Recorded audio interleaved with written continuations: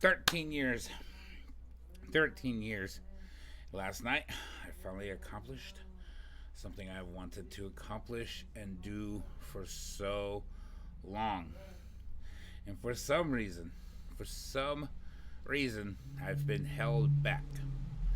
For some reason, I've constantly been thinking that I gotta do this first, I gotta do this first, I gotta get this done first, I gotta get this done first. I have to make sure this is right. I gotta be in the right position to do this. And, you know, I was formatting my business off of the standard model. I wanted to go with what the standard model was, and we did that at first. Eventually, a standard model, um, has a lot of people doing it now. There's a little bit of competition there, running the standard model, and people are looking for something outside of the standard.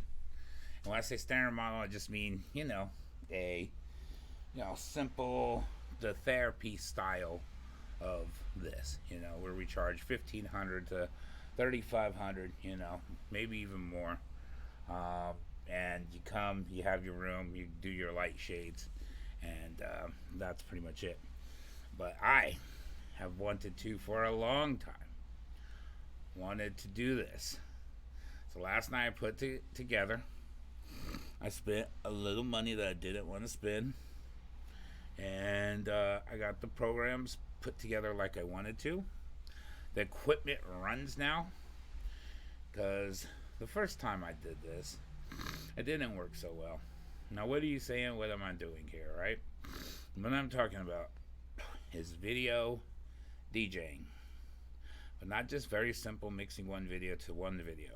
A blend of the videos, a merging of it, an expression of videos, a session of videos where not only are you seeing the fun music videos you have, but you're also layering it with very visual arts, very visual, like vibey things that continue to flow, and then including various conversations of philosophy, revolution, freedom, finding yourself, and being able to create this visual experience on the go, real time, and it's amazing. The first time I experimented with this, I will never forget, and I think that's what scared me away. We had packed floor, everything was going good, and we were just doing very basic mixing, And I put on this song where, Jay Z, Girls, Girls, Girls, and the part that starts, he goes, Je suis quoi? And then it just got stuck. The computer completely froze. It even black screened, and we unplugged it, and it still was going. Shishikwa, shishikwa, shishikwa, shishikwa, shishikwa. Had to reset everything. Tried it again, and then of course it was just like froze out. So the technology then just wasn't ready, right? It just was not ready for real time on the go. You could, of course, with a good enough computer, you could record a set and then play it, or have visualizers kind of move with you. But to create something real on the go is unbelievable. Like, I'm talking to the point where you can, like, if somebody is, like, trying to struggle with some things, I can incorporate images and videos and things that they need.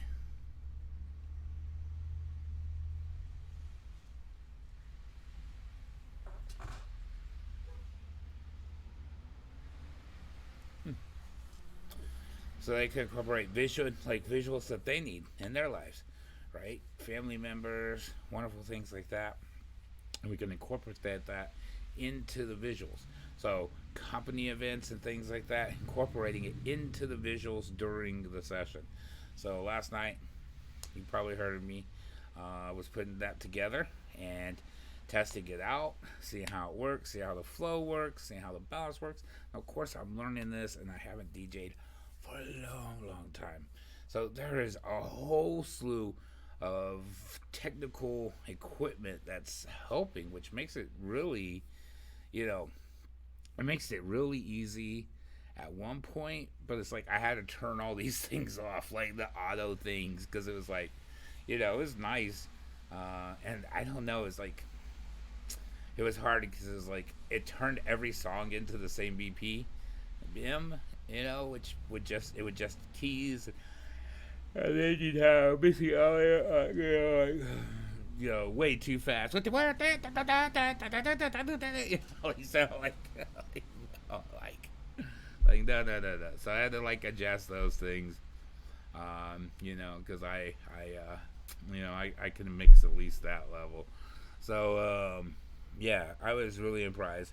So yeah, we reset last night. We reset um, our projectors in the back, so they're on the wall. They're playing better. We were playing. I was playing cartoons on it, and even though I wasn't tripping, it was wild because um, it's almost like the color white in the cartoon would look like it would blend into the wall, and then it would. We have a galaxy projector, and so whenever that would happen, it would blend into the wall, and then the galaxy projector would blend it further. So by comparison, like some of those just look wild. I mean, just wild. Like, yeah, yeah, yeah, man. I mean, you know, I could see this. Like, this. We're having to pull it all together so quickly. And even when I left last night, I think it was about 4 before I called it quits here, and then I spent another like 2.5 hours um, setting that other projector up. That didn't take that long, but it did take a little bit to get it and everything. Oh, and then I worked on my events, and breaking the basically the events down into 3 type events, and then each event has kind of a subheading. So that way that what night you come out will be the event you have. Now the problem is I was working on developing these events to their fullest over the course of the next 6 months roughly. So we're really having to cram it all into 30 days. So we're making that happen. One of the only other things that I'm not going to be able to accomplish in this space right this second, I don't know. I think if I don't think I can, man. Is um, the 3D stuff where you're looking in the room, so we can create content that people can come ask questions, and they're kind of in the serene virtual landscape, right? All these little pieces are adding up to an event spot that is welcoming, is amazing, it's beautiful, it's something to see. I mean, that spear got made not for people drinking. I think there is a new verge of the way people entertain themselves, and I could see this being the stepping stones to it. I mean, that's what they need Molly approved for. That's what they need Molly approved for. Yeah. No. Yeah, they ain't gonna approve that. But yeah, one particular company can't run it all, right? Definitely want to write up what the trips look like. So yeah, super exciting day. We're going to be doing an event tonight. We're also trying to capture some video, and I think I'm ready to capture some videos on this stuff. Now that I got most of it laid out, I do need to run the. I think I could. I think I can transfer. I think I could transfer the video with wirelessly.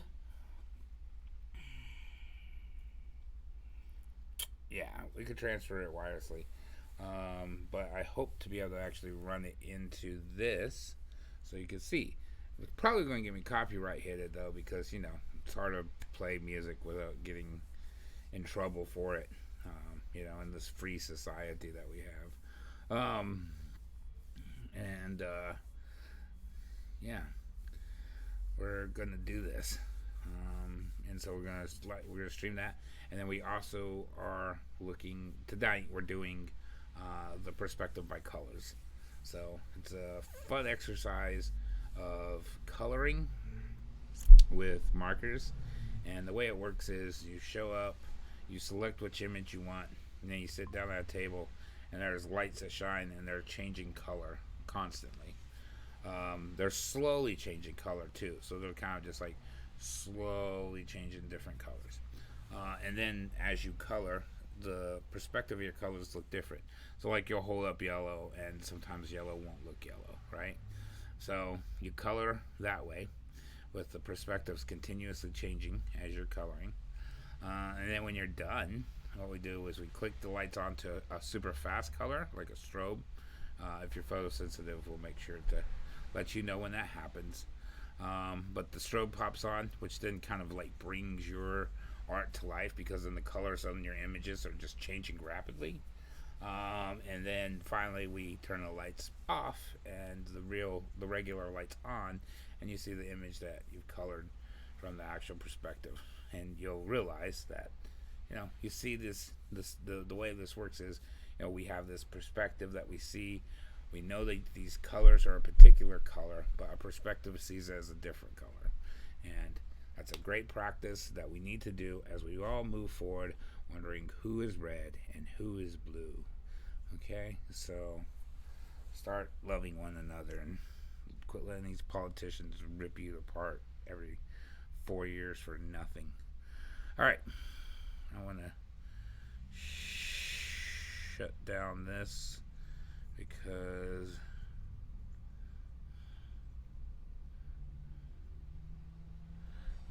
pages, and now we're just gonna make a 1 because I worked on this on my phone. I hate when that happens. I leave something open and then I work on it on my phone, and then it's like, oh, which copy should I keep? You know?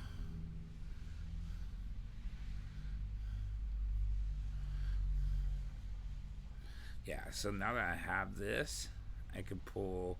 So I'll use this right here. I'm going to pull.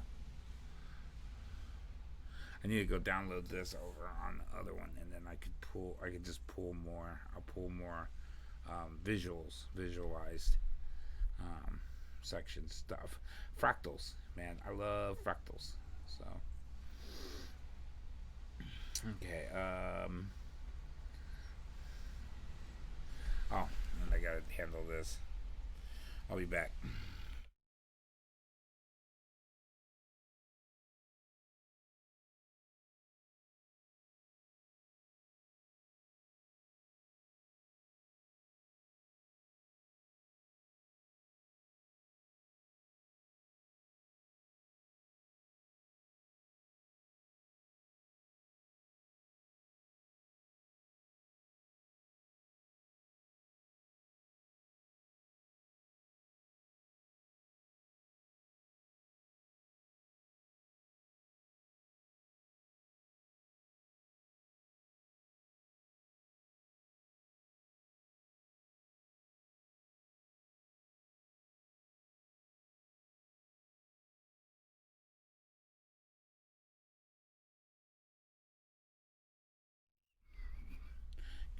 Keeping me alive.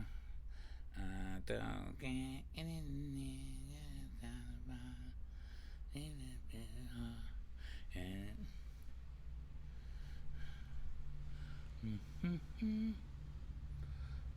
oh, oh man! And what was also funny was I was scared because I was downloading um, my music from my hard drive, and it's funny because I got this like thing that they want to charge like so much money for. You know, there's no way I don't think I would keep it going, but I did it just because I wanted access. But I was just like super under oppressed because it was all like, oh yeah, yeah, we got like, we got like 2,000 songs or something, and I'm like, bro, I got like 30,000 songs on a hard drive, like. But you know what the problem is with 30,000 songs on a hard drive?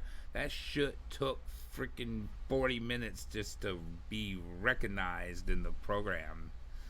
Um, yeah, I don't think these programs are designed for that.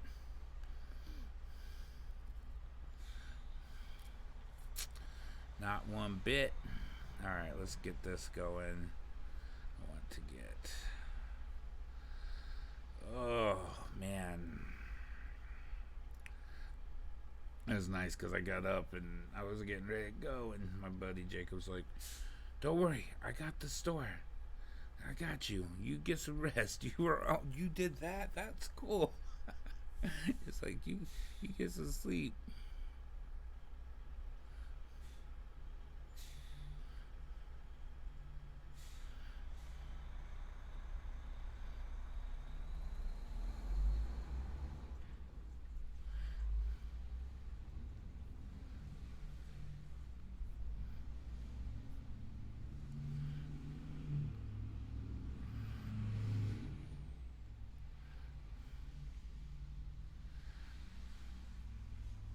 Oh, okay, yeah. That's all right. Wow. I guess it worked in real time. I guess it was updated.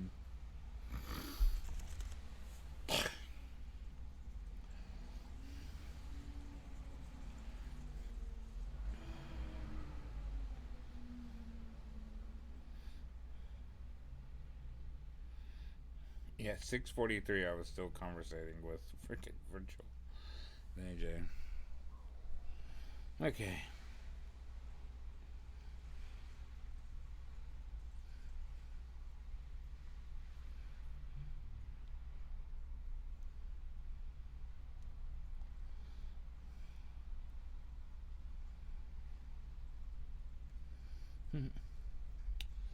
Don't worry, man. We got your Got Vape account.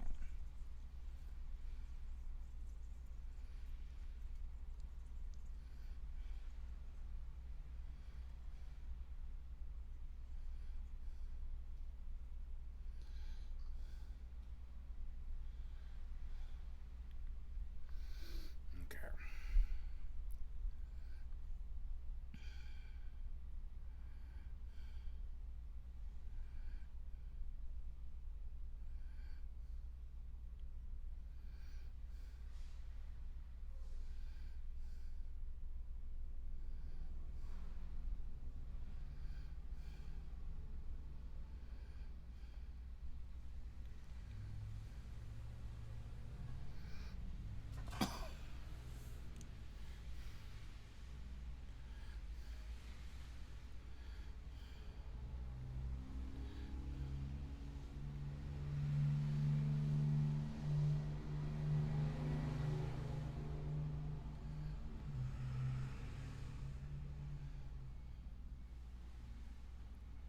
Close the front door, Willie. Okay. Close it. Oh no, you can leave it open. I love it. I love the rain, man. Me too. It's yeah, I love the rain. Other people are like, I live it here because I'm just like, bring it on, man. It's beautiful. It smells wonderful. Just the sounds. It's just I love the rain.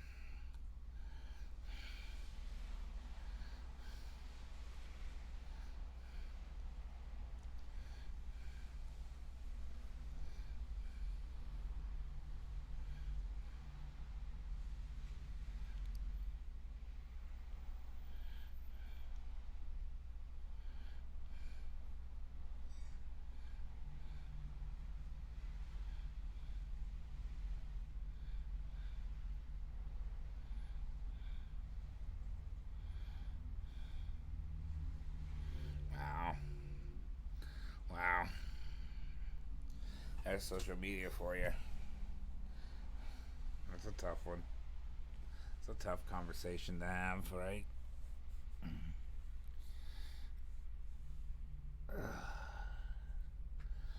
Uh, yeah, we had a school threat yesterday.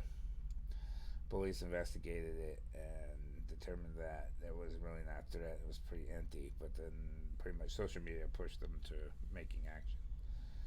And yeah, I don't know how I feel about it at all. So need a little bit more information before I can make any calls.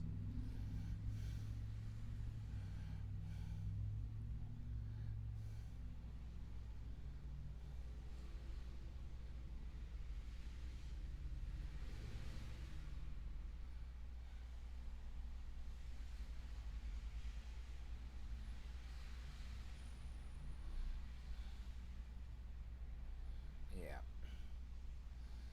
and I get it. I understand. My kid goes to school too. I'm terrified as well.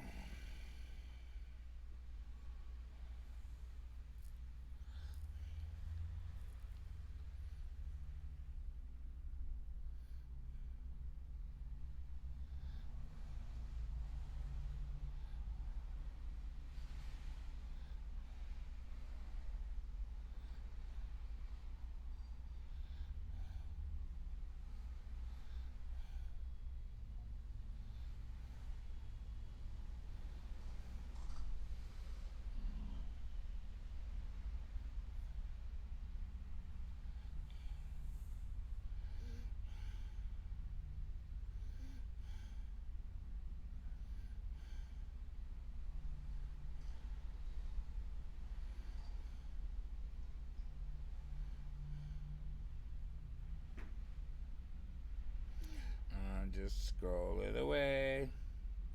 Need to get on to this page and get it sent out.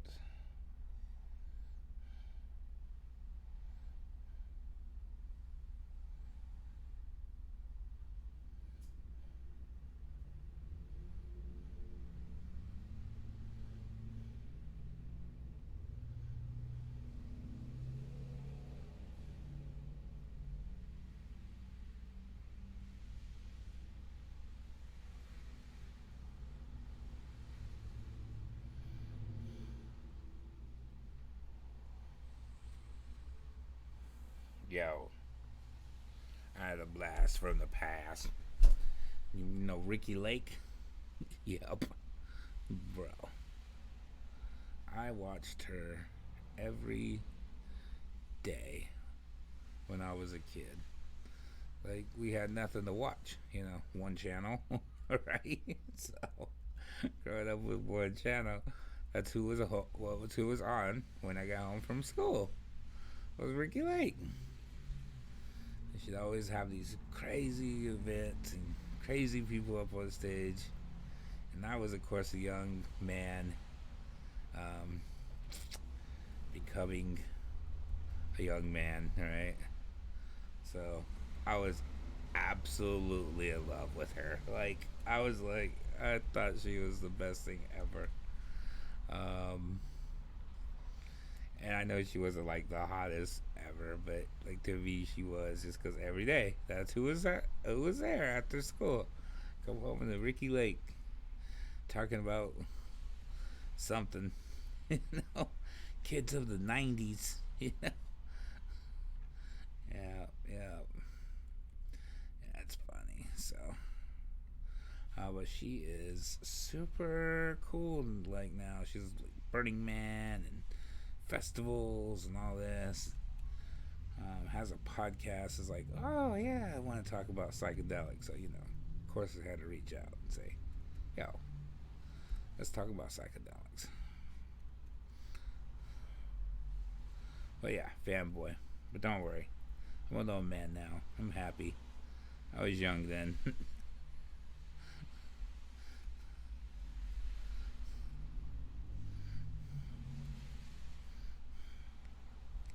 That and Buffy the Vampire Slayer, because that was what came on at like 11 o'clock at night before bed. Buffy the Vampire Slayer. Yeah. Both. Like, you could not get me to watch any of that today. Like, I would hate watching Buffy the Vampire Slayer. But, like, when you're young, that's it. That's all you do. Like, that's you got the one channel So you watch what's on that one channel. If you were lucky and it was a good day, you might get your one channel to pick up pick up somewhere else, right?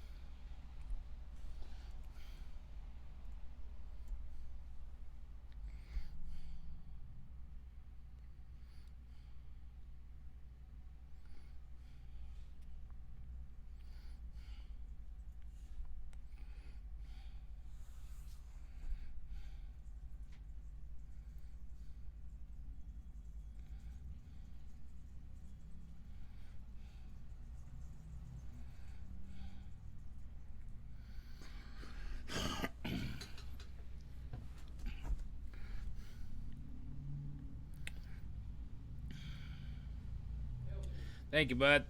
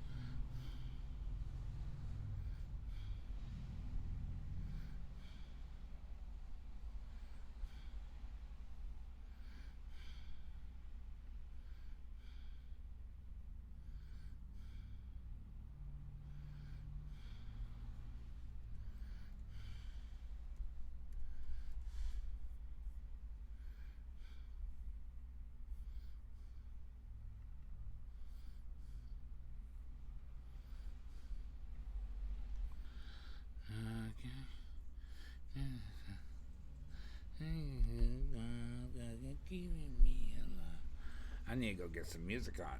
I'm really feeling like some music today. 25th. This day.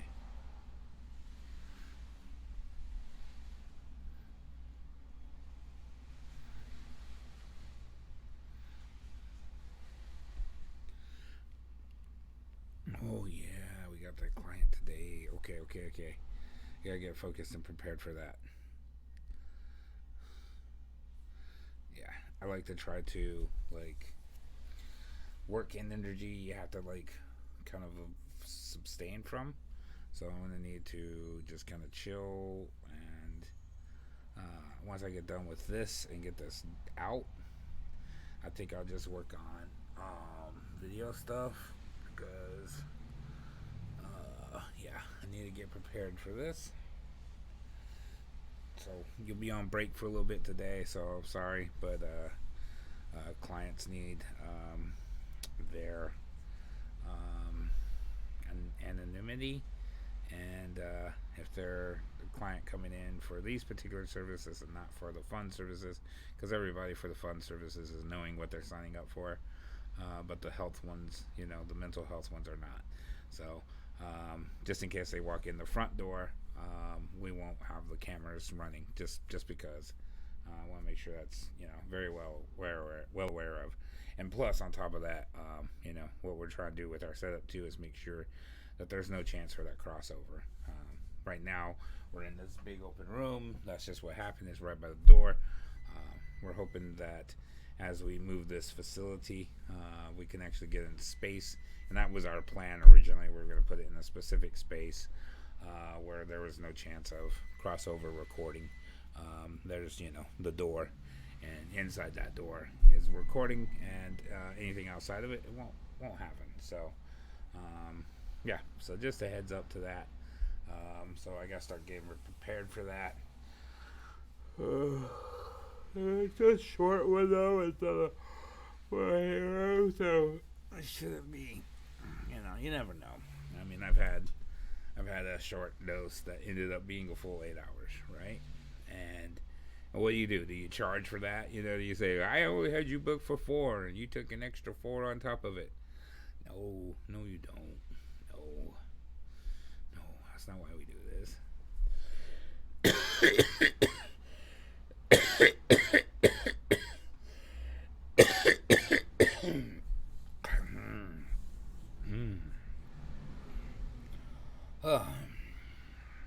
Heck, sometimes I've had people try to save money on their psilocybin, thinking they didn't need a high dose, and then they were,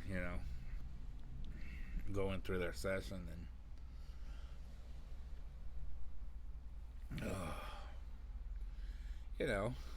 not charging them, so just getting it. Just like, okay, well, let's add this to it. Don't worry about it, because they're under the influence, so you're not going to charge them, first off. But then second off, I'm not going to charge them on that just because, that's what they need. That's what they need. I just realized too, I'm like, oh man, I shouldn't be saying this because the rules are very specific about, making sure their doses are ready to roll. So yeah, occasionally I've had to be like, oh, okay, well, you only purchased this, but let me go ahead and get you another 10. On me, don't worry about it.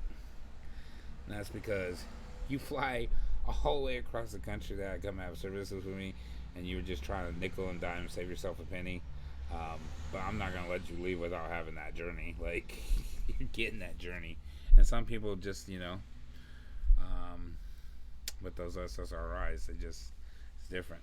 So, okay.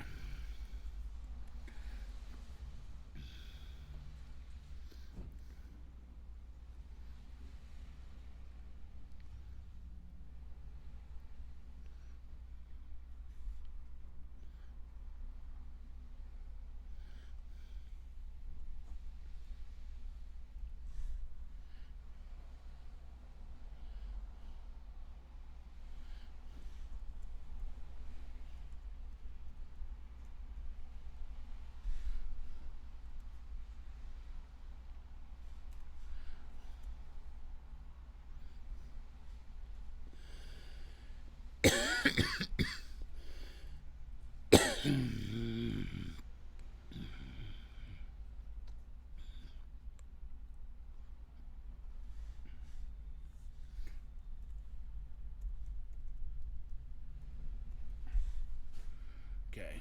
Protect the watch. Remember.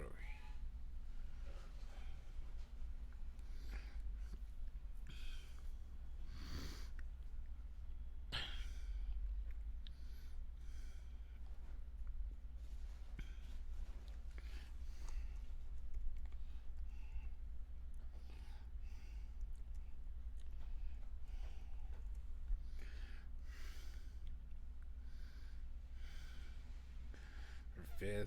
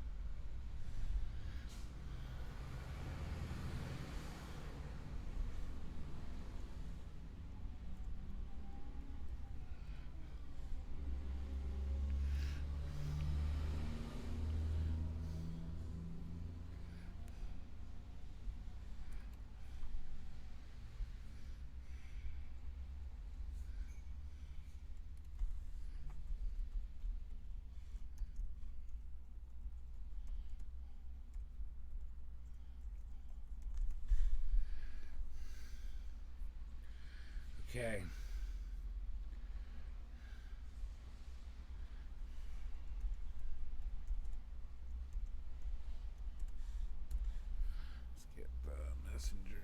What's an email?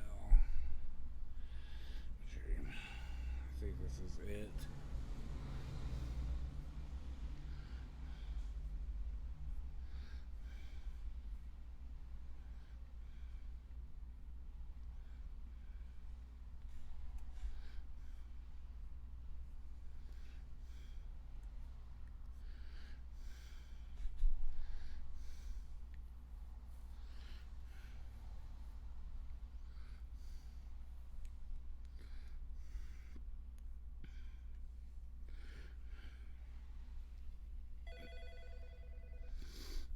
Hey Barry. Oh, I was just thinking about you, man. Yeah, we got the events going, and then I think I'm ready to I'm gonna start shooting a bunch of extra video on a little bit of what we do. So I would love to have you come help me do that. Now that I kind of got all the little pieces put together, slapped together, so quickly within this 30-day time frame, right? so,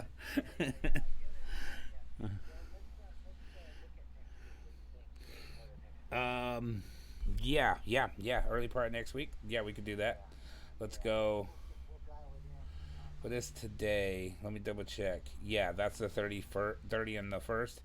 Yeah, that'll be perfect. I'm gone from the 7th to the 15th.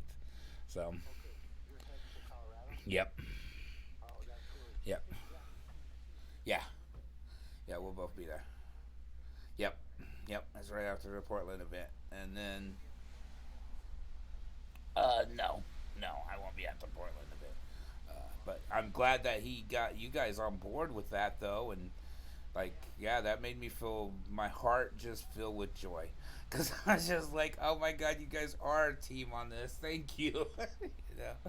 I appreciate that.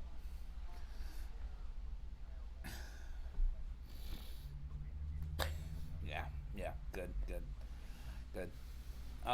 Perfect. And then pick a day out too. So let's separate this because I don't want to do both of these on the same days.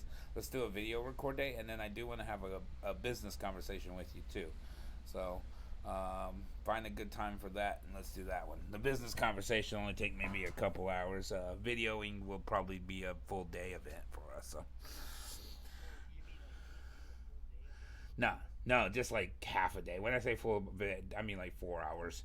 You know?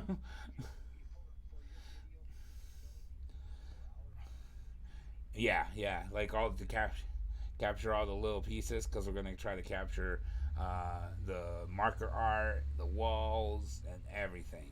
Yeah, yeah. You don't gotta be there for all that, but if you want to, that'd be awesome. Yeah, yeah. I need to put it all together so I have something to show.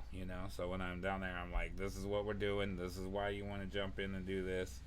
Um, and this is for anybody that's sitting there saying we want to reach more people. This is how we do it. This is what we do to reach more people and to make this more affordable. You have to have the numbers to do it, and so this will make the numbers. And if we could scale this up and do it in Denver, I think it could be very successful. So, yeah. So, yep, and then we have and then the mission stays the same, from the mountaintop to the coast, so helping them all. You know it. The vision's still the same. We just got some roadblocks and bumps in between to getting there. So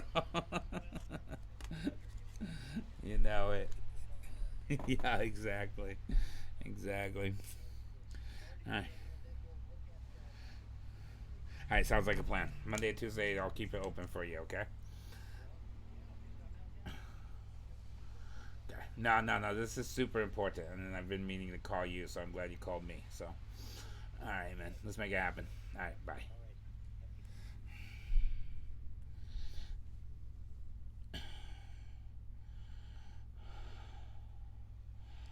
I said full day of issue. He's like, what? I'm like, no, no, no, no, not full day.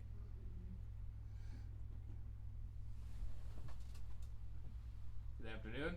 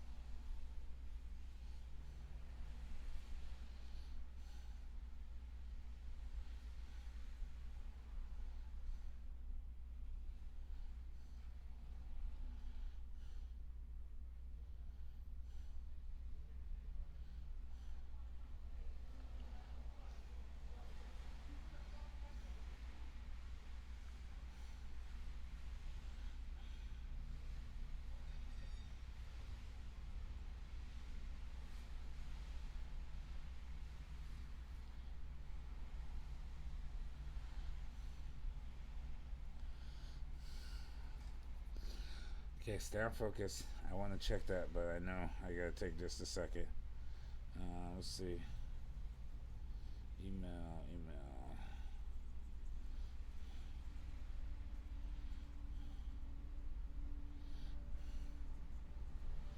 What's your email again?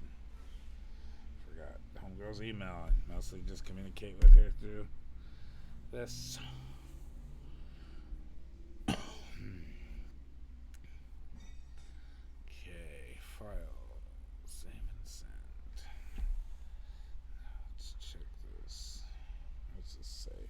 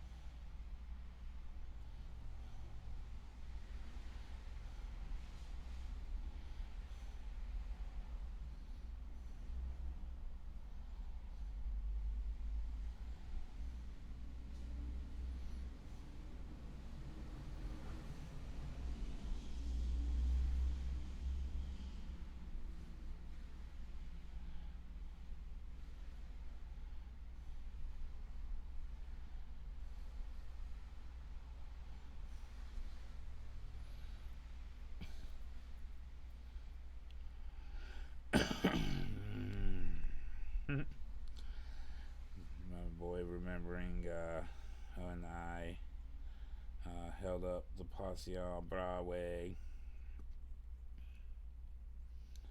Um,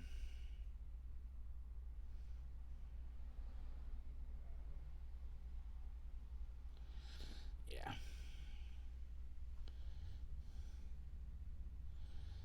Okay.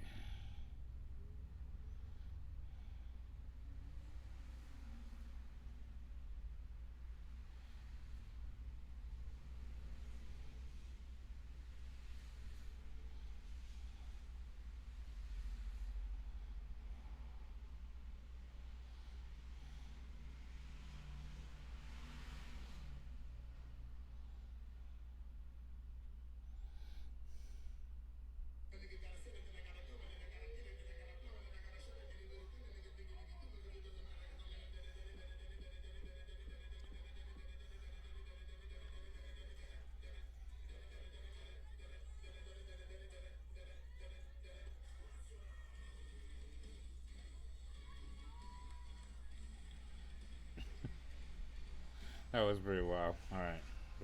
Don't get lost. Get back to work. Get back to work. Okay, so I got that out. Get that done.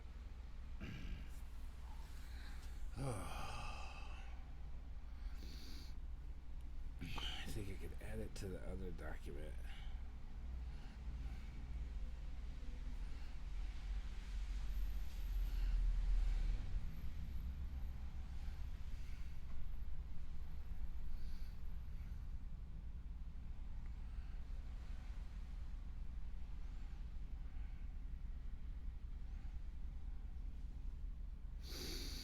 Okay, it's going on two. I need to. Alright, so I do got to dip out. And I need to just kind of recenter myself here. Because, yeah. Two. It should be back by about 6 or 7. So I'm going to throw on a YouTube vid. And, yeah, I will throw on a YouTube vid. So you guys have something to watch. Let's see here. Boom, boom. done.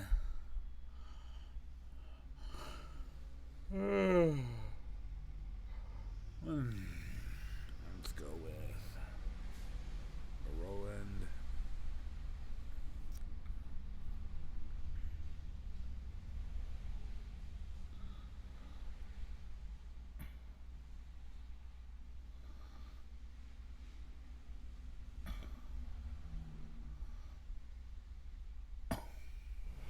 Hello. Boom. Boom. Let's go with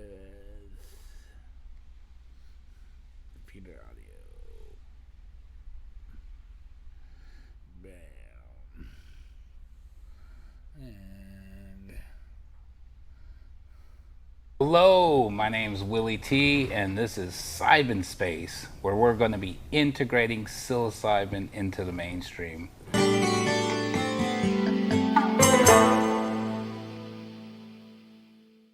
We got a great panel of guests to discuss some amazing stuff with us today. We have Jason Burge in the house with the Psilocybin Assisted Therapy Association. We have James Gilbert with Argyle Payments. We have Jeanette Small with Lucid Cradle. And the infamous Paul Stanford with the Hemp and Cannabis Foundation and Cannabis Common Sense. We have some great friends with our Zoom in today too. We have Heather Shelton aboard. Say hi, Heather. And Janet Champagne. They're going to be joining us for this conversation on legalization and decriminalization and what that means. What does that mean, Paul? Well, decriminalization means there's still laws and you can be arrested somehow.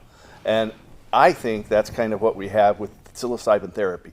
Legalization means you can grow it yourself, you can possess it wherever you're at. We don't have that in Oregon, at least not yet. And so that's the difference. Definitely. Jeanette, could you discuss, what our model is here in Oregon and how it kind of works? Well, there's a lot to it, but there are a few things that I would like to mention. First and foremost, it is not actually a therapy model. We have an adult use model as of right now. Jason might be able to shed some more light on that. Yeah, I'd say from the perspective of folks that are looking to come to Oregon or use psilocybin for mental health and that approach, understanding that difference could really be the decision on whether or not they even want to come or they want to use the substances or they want to come to Oregon. Because there is a lot of misconception around, are they receiving therapy, what's going to happen, and a lot of questions that we get where people are asking, they're like, oh, I want to come to Oregon because it's legal. And so there's a constant education and re-educating people that, yeah, we're here, but there is that difference and that people need to self-educate on what that means for them. And unfortunately, it also means that it could deter them from getting mental health. So for those people that are really looking for mental health, this can be a very important issue because it could affect their livelihoods or their concerns about the livelihoods. Right. And right now there are only two states that, one has two states that have legalized, but Oregon is currently the only model that's actually out and being represented in the state. Colorado's coming up next. They, of course, did a decriminalization that was not set up for a model, but then they passed a legalization law, and now that's a model. Recently, Governor Newsom in California, he had turned down the model because it was not quite the therapy model, as some are calling it. And these, have lots of problems, like lots of hurdles that we have to overcome. One of these hurdles we got to overcome is, how payment processing and stuff. Because it's still federally banned. James, can you enlighten us a little bit on this? Absolutely, and thank you so much for having me, Willie. And I'm James Gilbert, and with Argyle Payments, and we specialize in payment processing solutions. And for us, we work with a number of banks within our network to help achieve legitimate above-board solutions for this industry. And so we're the first to be able to offer payment processing, again, above board, and be able to help facilitators and service centers get set up, and more importantly, maintain those accounts without them having to worry about account closures due to the type of business that due to the products and services that are offered. So nice. It's awesome. I bet you there was a lot of issues when it was coming up to it on defining what you know, a psilocybin service center is compared to what a facilitator is, and what a manufacturer of mushrooms are, and how this kind of works with the legalities of working with banks. Have you had any issues with this, Jeanette? Oh my goodness, have I? It has been such a challenge. It's, you know, you're supposed to open a business account with a reputable bank. You're supposed to keep your books the right way. And then you go to a bank and you say, I would like to open accounts for my legitimate business. And they go, oh, no, no, no, we don't do business with your, sector. This is too high risk for us. And I've been finding myself in this situation where, well, I absolutely want to follow the rules and regulations, but who is out there willing to work with us? So I'm really grateful for the work that Argyle is doing, because they're enabling for this industry to evolve into something respectable, something that the customer can really appreciate and trust. Yeah, yeah. It's always been a thing. Paul? You know, I've actually had a lot of experience starting back in 2007 with medical marijuana banking. I've had my accounts closed 20 different times. Once, they closed 26 accounts at once, some of them political, some of them business, some of them personal. So in those 20 different bank closures, 18 times, they would not tell me why they were closing my bank account. They said, we don't have to tell you why we're closing it. When you sign up for your account, it says we can close your bank account for no reason at all. Only twice have they said it's because you help medical marijuana patients. So obviously I have 20 different stories, but I won't bore you with them right now. And that's the same thing I came into, same cannabis space. And when I was coming into this, a lot of the classes I was seeing my fellow classmates, and everybody's, well, I'm just going to go get my Venmo set up, and I'm trying to explain, that the federal laws do not allow for the situation to happen. We might have it legalized here in Oregon under a regulatory model, but most banks are still running with FDIC insurance and stuff, and having to deal with the federal level of being on point. I'm not sure how it's working with psilocybin facilitators, but I know in the medical or in the marijuana industry, there's only a few banks that will accept accounts. The Marion and Polk County School Credit Union, or MAPS Credit Union, a couple of others, they charge a $500 application fee and a $500 a month account fee. So it's much, much more expensive to do banking. In marijuana, I'm sure you're going to run into the same issues with psilocybin industry. So, Jeanette, the model with psilocybin allows for a facilitator who then goes to a service center, who then, their client receives psilocybin. Does the facilitator do anything with psilocybin, physically, or? Well, technically speaking, the facilitator is not allowed to handle the product at all. Okay. They're there to interact with the client, to provide safety and support in a non-directional manner, to be able to screen the client, to prepare them, go through the necessary preparation process, and then help them with the integrative process. However, the service center itself is the entity that offers the psilocybin product to the client. So the facilitator never handles the product, and really, our stance on it is the banks should see that and recognize that this is not really, a challenge for the facilitator. Is that what you guys did over at Argyle? Who are you guys working with, the service centers, or are you working directly with the facilitators? We're able to work with both, and what we were able to do is we of course did plenty of research on our end and looking at with the Oregon Health Authority, and a big portion of it too is that the facilitators as well as the service centers have been very much on board with presenting all the necessary data and documentation that we would need to present to our banking partners, which allows us to establish the necessary credit policy, which then that's what leads to long-term processing, which is huge, because that's the most important thing. You want to, of course, get something established, but more importantly, you want to maintain that. And as long as which we've been able to demonstrate all of the legalities surrounding how the transactions are occurring appropriately, then from there our banking partners are comfortable and they're willing to move forward. And more will come online as time goes, and that's only a benefit to everyone involved, which is excellent. That's beautiful. Yeah, I think, building this framework from the ground up has been a great, connecting service for so many people in this industry. Mushrooms and psilocybin tends to bring us together, and I'm really seeing that here in this space. Jason, when somebody's seeking services, say from out of state or something, what's some of the ideas or processes of making that happen?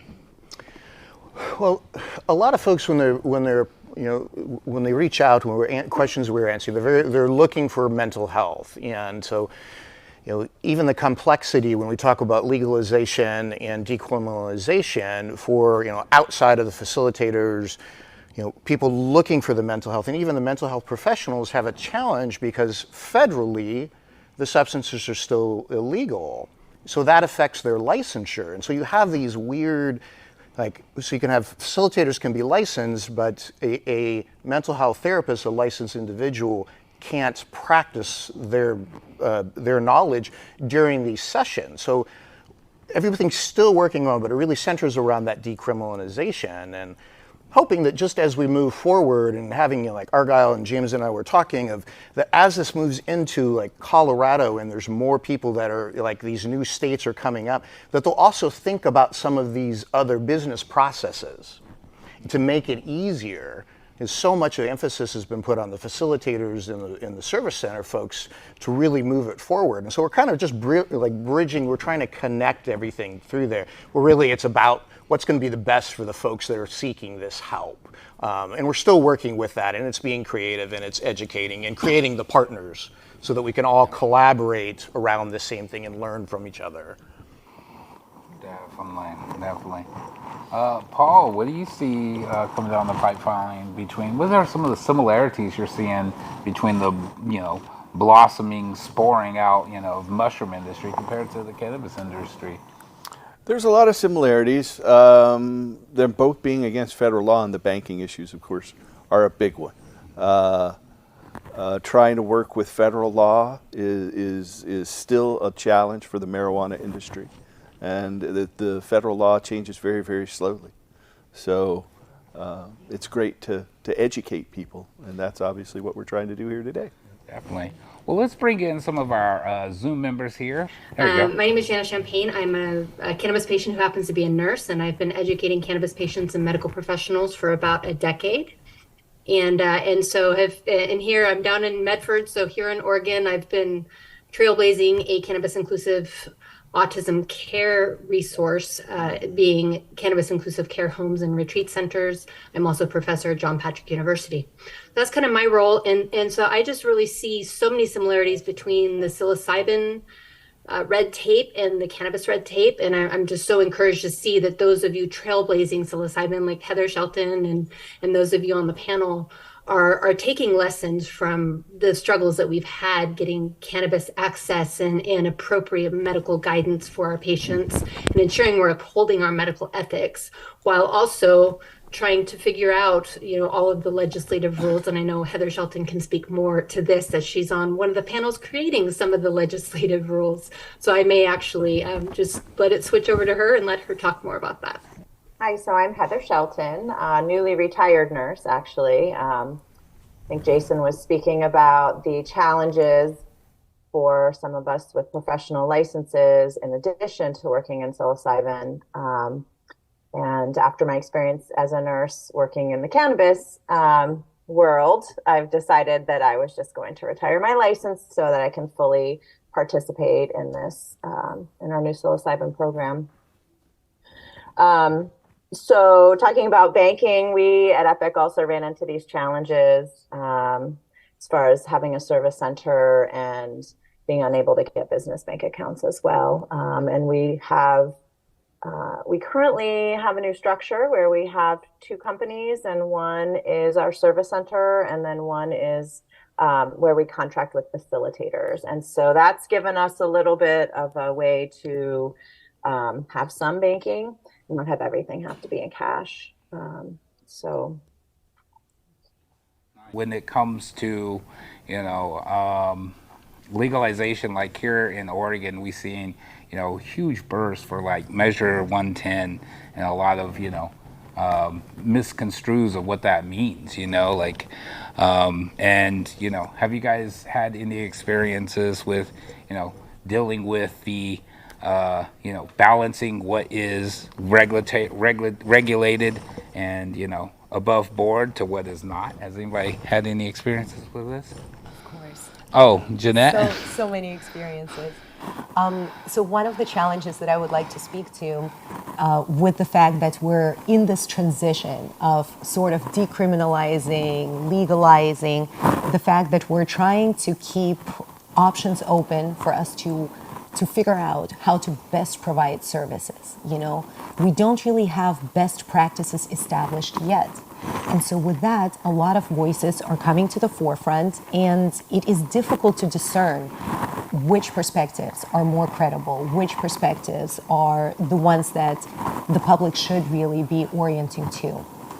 There has been, I've at least experienced quite a few folks sort of trying to ride the trail, with us and going, well, you know what, there's this legal framework, these guys are, working on providing services in this regulated way in which we have all kind of voted for and agreed on, and, well, it's basically exactly the same thing as the underground offerings, and so it diffuses the message. It has been a little bit challenging to communicate to the public what the similarities and differences are between the things that are offered, at different service centers, in retreats that might be out of the country, in the underground space.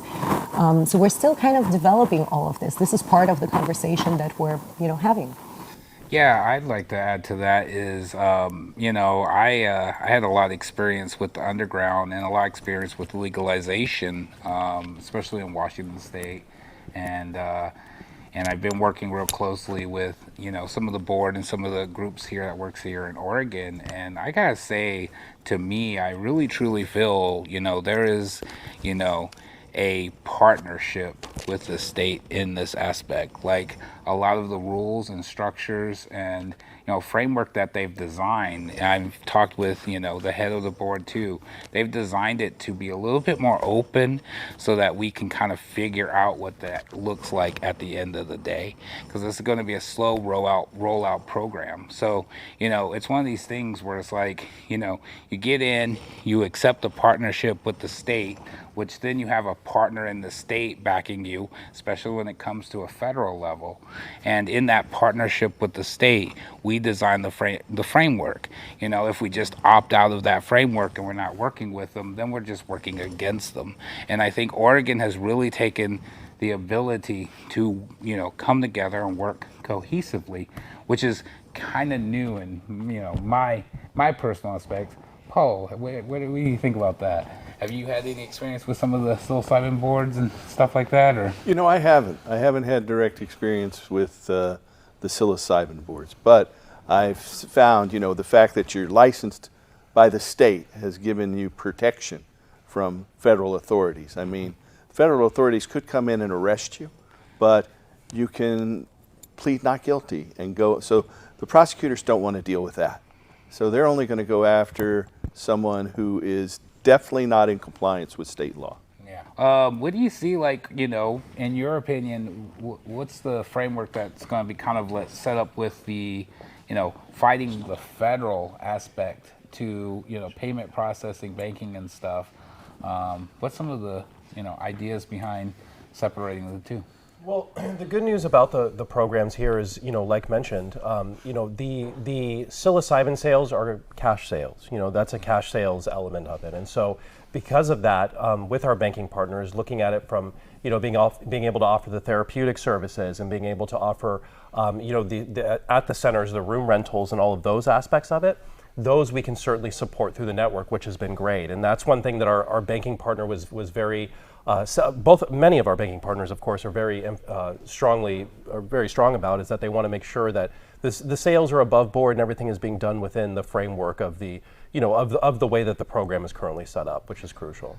When a client is coming in and they're going to, take services with, say, a facilitator, how is that payment happening? Is the facilitator taking the whole payment? Is the service center taking things? Are we separating things? You were talking about different companies. Yeah, we have a different model than it seems like other service centers, where we don't necessarily rent space out to facilitators. We actually contract with certain facilitators, and we have our own wait list, and we kind of fit, we fit folks with their facilitators. So it's a little bit of a different structure than facilitators coming in and renting space.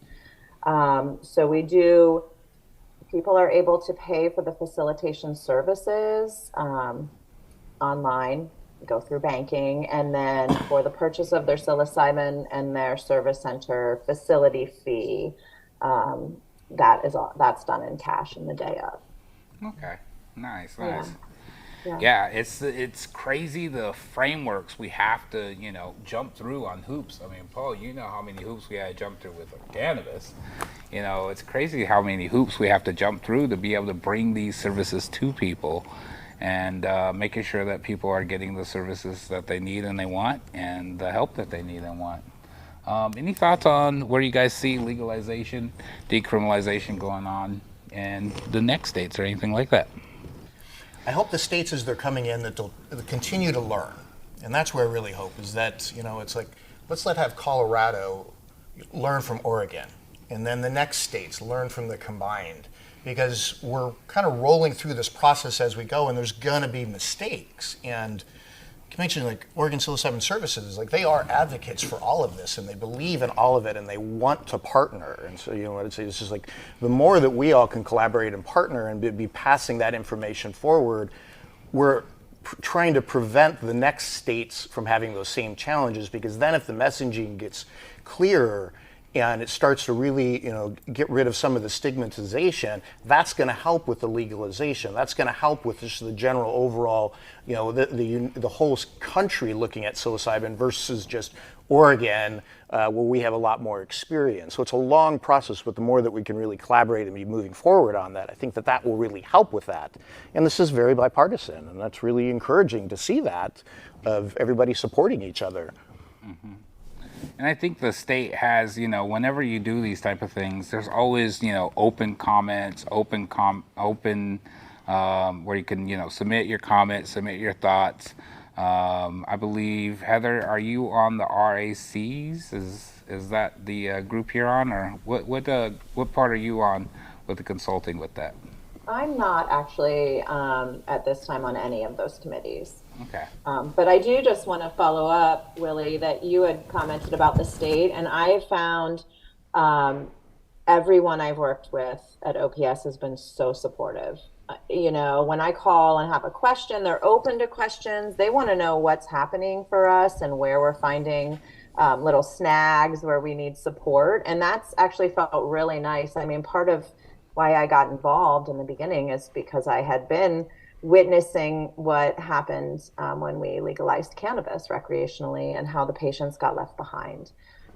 So I felt really strongly that I wanted to be involved in this way, just to help create a program that's really serving everyone. So, yeah. Jana, what's the conversation going on with, you're still a practicing nurse. What's some of the conversations that are happening with nurses in this space?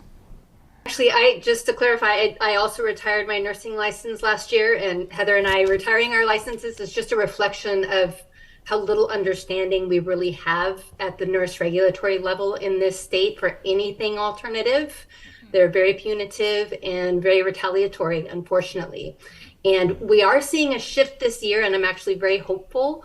We had a changeover of the Oregon State Board of Nursing Executive Director that occurred in September. So she's very new. She's only been there a couple months. But it's Rachel Prusak, who is a former State of Oregon representative, extraordinarily cannabis friendly. She actually introduced SB 3369 that dictated that nurse practitioners could certify for cannabis, along with the other additions that they made. And also, it also specifies that nurses can, in fact, educate cannabis patients. And so prior to that, there was a lot of gray area. And in 2019, we actually had to overcome a gag order that the Board of Nursing placed on all Oregon nurses saying that we could not educate patients about cannabis, which is kind of ridiculous. It was an expansion of an omnibus law that specifically only applied to certifying physicians, and they expanded it to cover nurses. So it was kind of an abuse of power on their part. And so now that Rachel Prusak is there and she's cannabis friendly, we are working to get an interpretive statement of SB 3369 and really encourage heavily the nursing board to adopt scope of standards for nurses educating cannabis patients in Oregon. I mean, we're inevitably going to interface with them, being that we've had legal access here for 25 years. So it really is just encouraging them and reminding them that we are upheld to medical ethics that are not currently being followed in our mistreatment of cannabis patients in this state. And so that's, I think those are lessons that also transfer over to psilocybin. I think bringing medical ethics into the conversation, it's a big deal. I mean, we have ethics driven into us in nursing school and medical school. Do no harm. For nurses, it's do not administer an unnecessarily harmful medication, which means we're supposed to be doing a risk versus benefit on all of the options for a patient to treat. And we're not doing that. And in fact, I've written an article about how cannabis patients walk into the physician office, they walk out with a signature, and then they're sent to the dispensary. It's likened to going into a pharmacy and eeny, meeny, miny, mo, and no medical knowledge there at all. Very rarely is there anybody that has medical knowledge in a dispensary that can do things like screen the pharmaceuticals for interactions or understand what the research actually supports for that patient's condition. And we do have research supporting that when patients have really competent medical guidance, it improves their health outcomes of cannabis therapy. So all of those things are transferable to psilocybin as far as I can tell. The risk versus benefit and screening for risk factors and helping them to avoid them, care planning, which all of that comes really naturally for nurses. Definitely. Great points. And two, I see, the space, we always get asked too about the insurance, and if you can't really define, what the actual, treatment is, insurances are not covering this either. So, that's another huge area that we need improvement in on this space. And I know something about the cancellations too, because I am constantly getting canceled on accounts as well, Paul. I might have you beat on the 25 though there. No, I'm just joking. And I'm always asking that question to everybody too. When I get shut down in an account, and I say to the account, I've always messaged them, and they'll vaguely say, well, you violated our terms and conditions. You violated our community standards. And I'll ask what the community standard is. It's the nature of your business. And we're just discussing psilocybin. We're just discussing cannabis. We're not actually handing cannabis out to anybody or handing psilocybin out to anybody.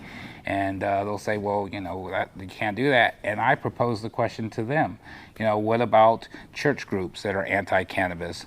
What about, police unions that are talking against that? You're not canceling their accounts, but you're canceling our accounts just because we're having, a positive conversation. And I think that's one thing we need to continue to have. And I am so thankful for every single one of you folks taking the steps you're taking and all the encouragement. And I just want to thank every single one of you guys. Paul, thank you. And You're welcome. James, thank you for the work that Argyle Payments doing. Jeanette pushing through with her facilitation and all the work you're doing, Jason. We love this. And this has been, Cybin Space. This is the first episode, right? First episode. So you've done great for the very first episode. Yes. Yeah. Give it a look for our first episode. So this is our first episode of Cybin Space. You guys can keep tuned in for more. We're going to continue to have this conversation. We invite you to join the conversation. Tune in, bring your questions in, and also make sure to check out our Psilocybin Facilitators Association. You can check that out at pfatrade.com. And we look forward to integrating our true selves with our daily selves. You have a great day.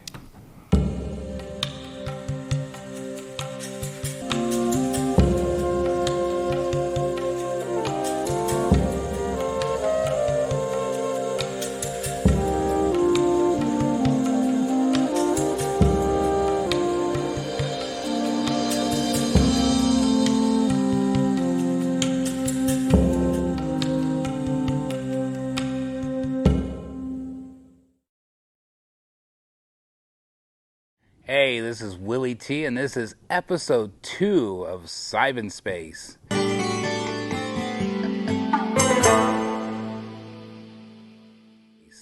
We're going to be discussing facilitation and what that looks like in this episode, and we got some great people on our panel to help us discuss it. We have over here Anthony Kahwai. We have Matt Whistler in the building. Jeanette Smalls back with us. And Paul Stanford. On our Zoom call, we have Jana Champagne and Heather Shelton. Today we're going to be discussing the facilitation and what it took to even get there. But I think it's really important to take it back to the beginning. You know, in the 60s, psychedelics really blew up. There was a lot of anger towards this, a lot of, fire trucks showing up and spraying people down and shutting down head shops and stuff. And, in keeping that alive, in keeping those head shops, that's how I got into this industry, was with head shops. It kept these things alive. It kept these discussions happening. It kept people having these experiences. And in having these experiences, we've been able to share it with more people so that we've been able to open up minds and ideas and allow for the votes to happen. Paul's been there ever since the beginning. I love some of your insights on how it got all started. Well, there were other people there when I got started. I don't want to say it was the beginning because the beginning is way in prehistory, when the caveman first found the cannabis plant, if you want to call him a caveman, or the mushroom. I mean, mushrooms are integrated into all different indigenous communities. That's the beginning. But in terms of our present day culture, I got to meet Captain Ed Adair in Van Nuys Boulevard in Los Angeles, and he introduced me to Jack Hare, and they were working to legalize marijuana. And they said they were going to keep working at it until either it became legal or they turned 80. Neither one of them made it to be 80. And it became legal after they both had passed, but their legacy lives on through us. And so that's the way I see it.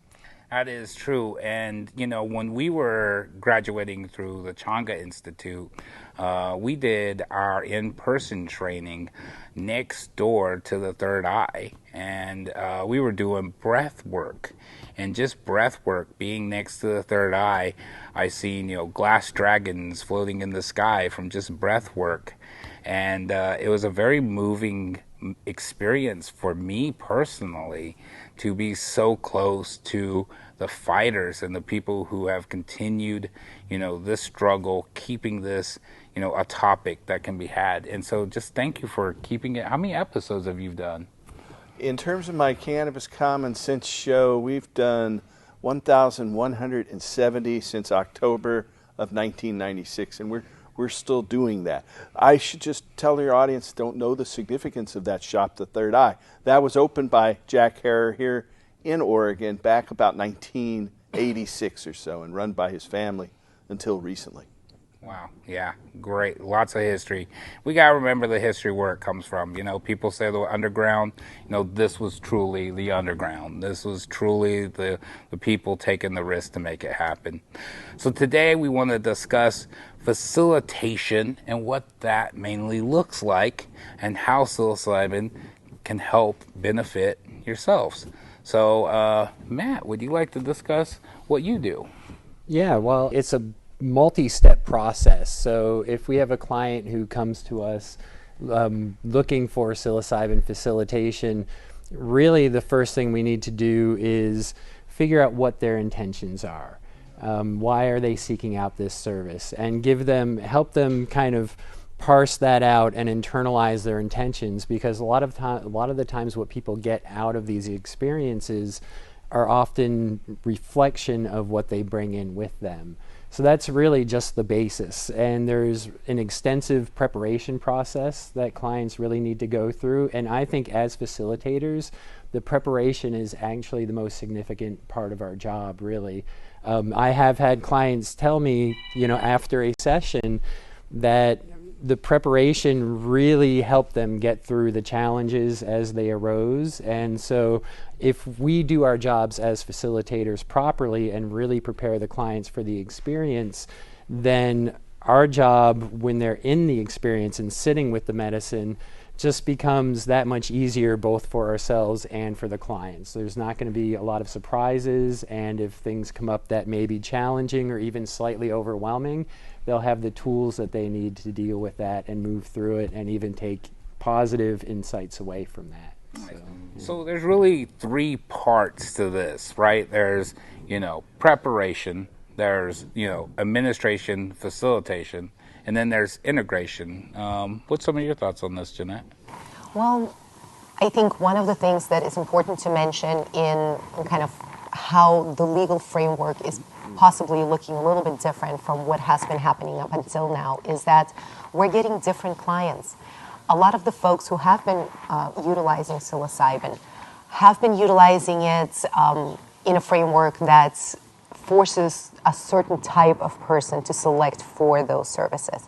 Now that we are in a legal framework, more people are able to utilize those services. And so we're seeing people coming in with different intentions, with different paths that they have already walked. So the facilitator really, as Matt was speaking to it, has to do quite a bit of preparatory work in making sure that we're understanding what brings this particular client in to this particular intervention, to this type of a treatment. We need to really understand what they're coming from and what it is that they're seeking to achieve. Right. And that is a little bit of a challenge and also a great opportunity for us. When I originally started this journey, I was doing a lot of interviews with a lot of people who had experiences. And I always found when I would meet people, there were people who had an experience, they sometimes overcame something, or they just had a fun experience. And then I met people who were definitely like, I tried it once, that was the scariest thing, I'm never doing it again.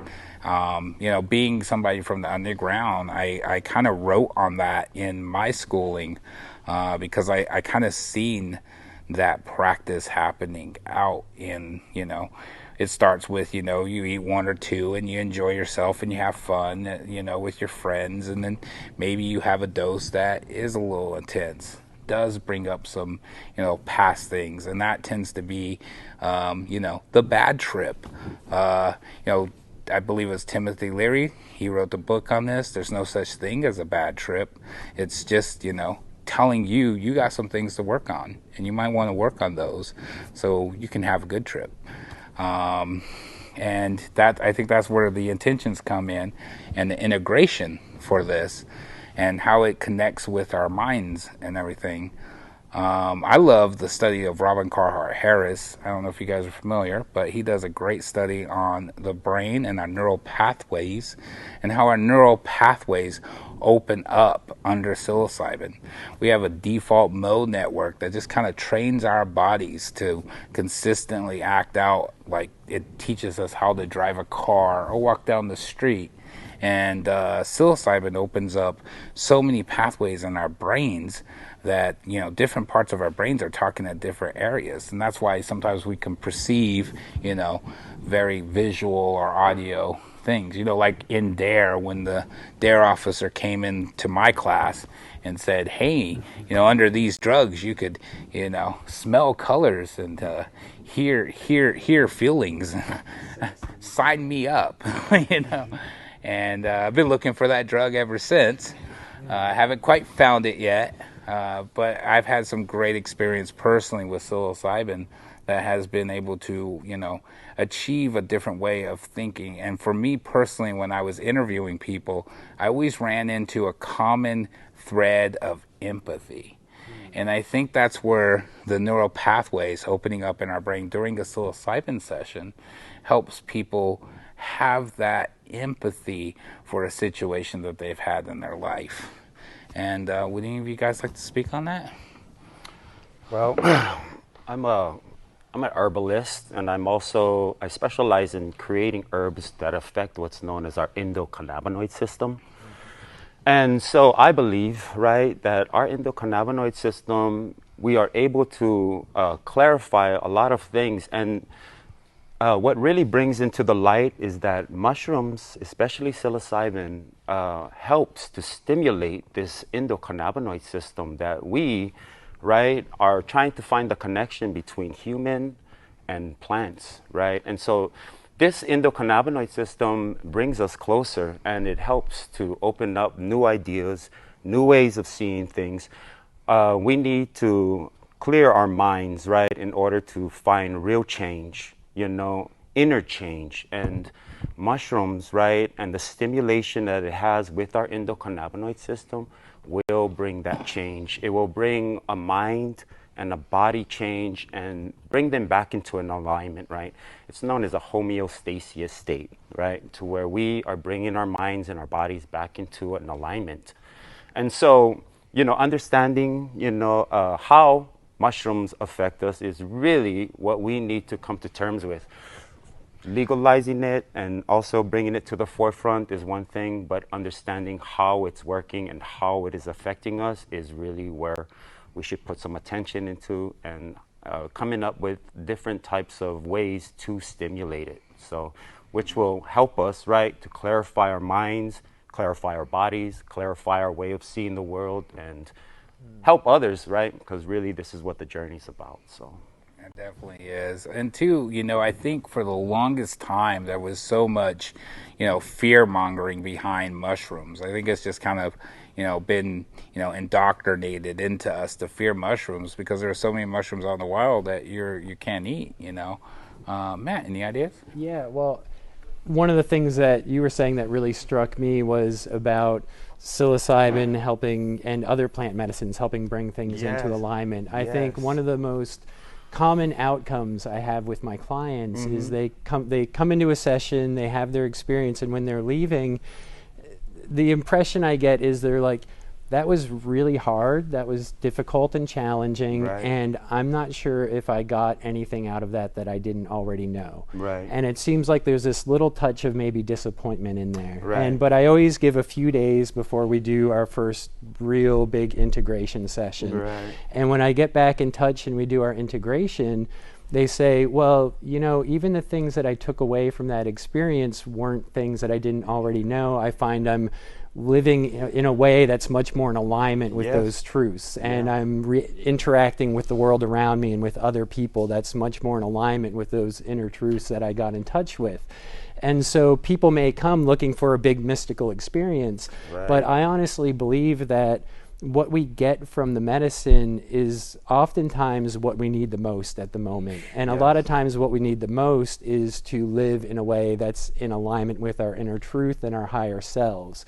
And so if we're not doing that from the get-go, the first thing the medicine is going to do is say, hey, get in alignment with your truth. And then maybe once you do that, we can move on to the other higher spiritual things. So, definitely. And the thing is that we can integrate herbs, right, into this endocannabinoid system. There's so many things that we can do now because of the existence of this endocannabinoid system.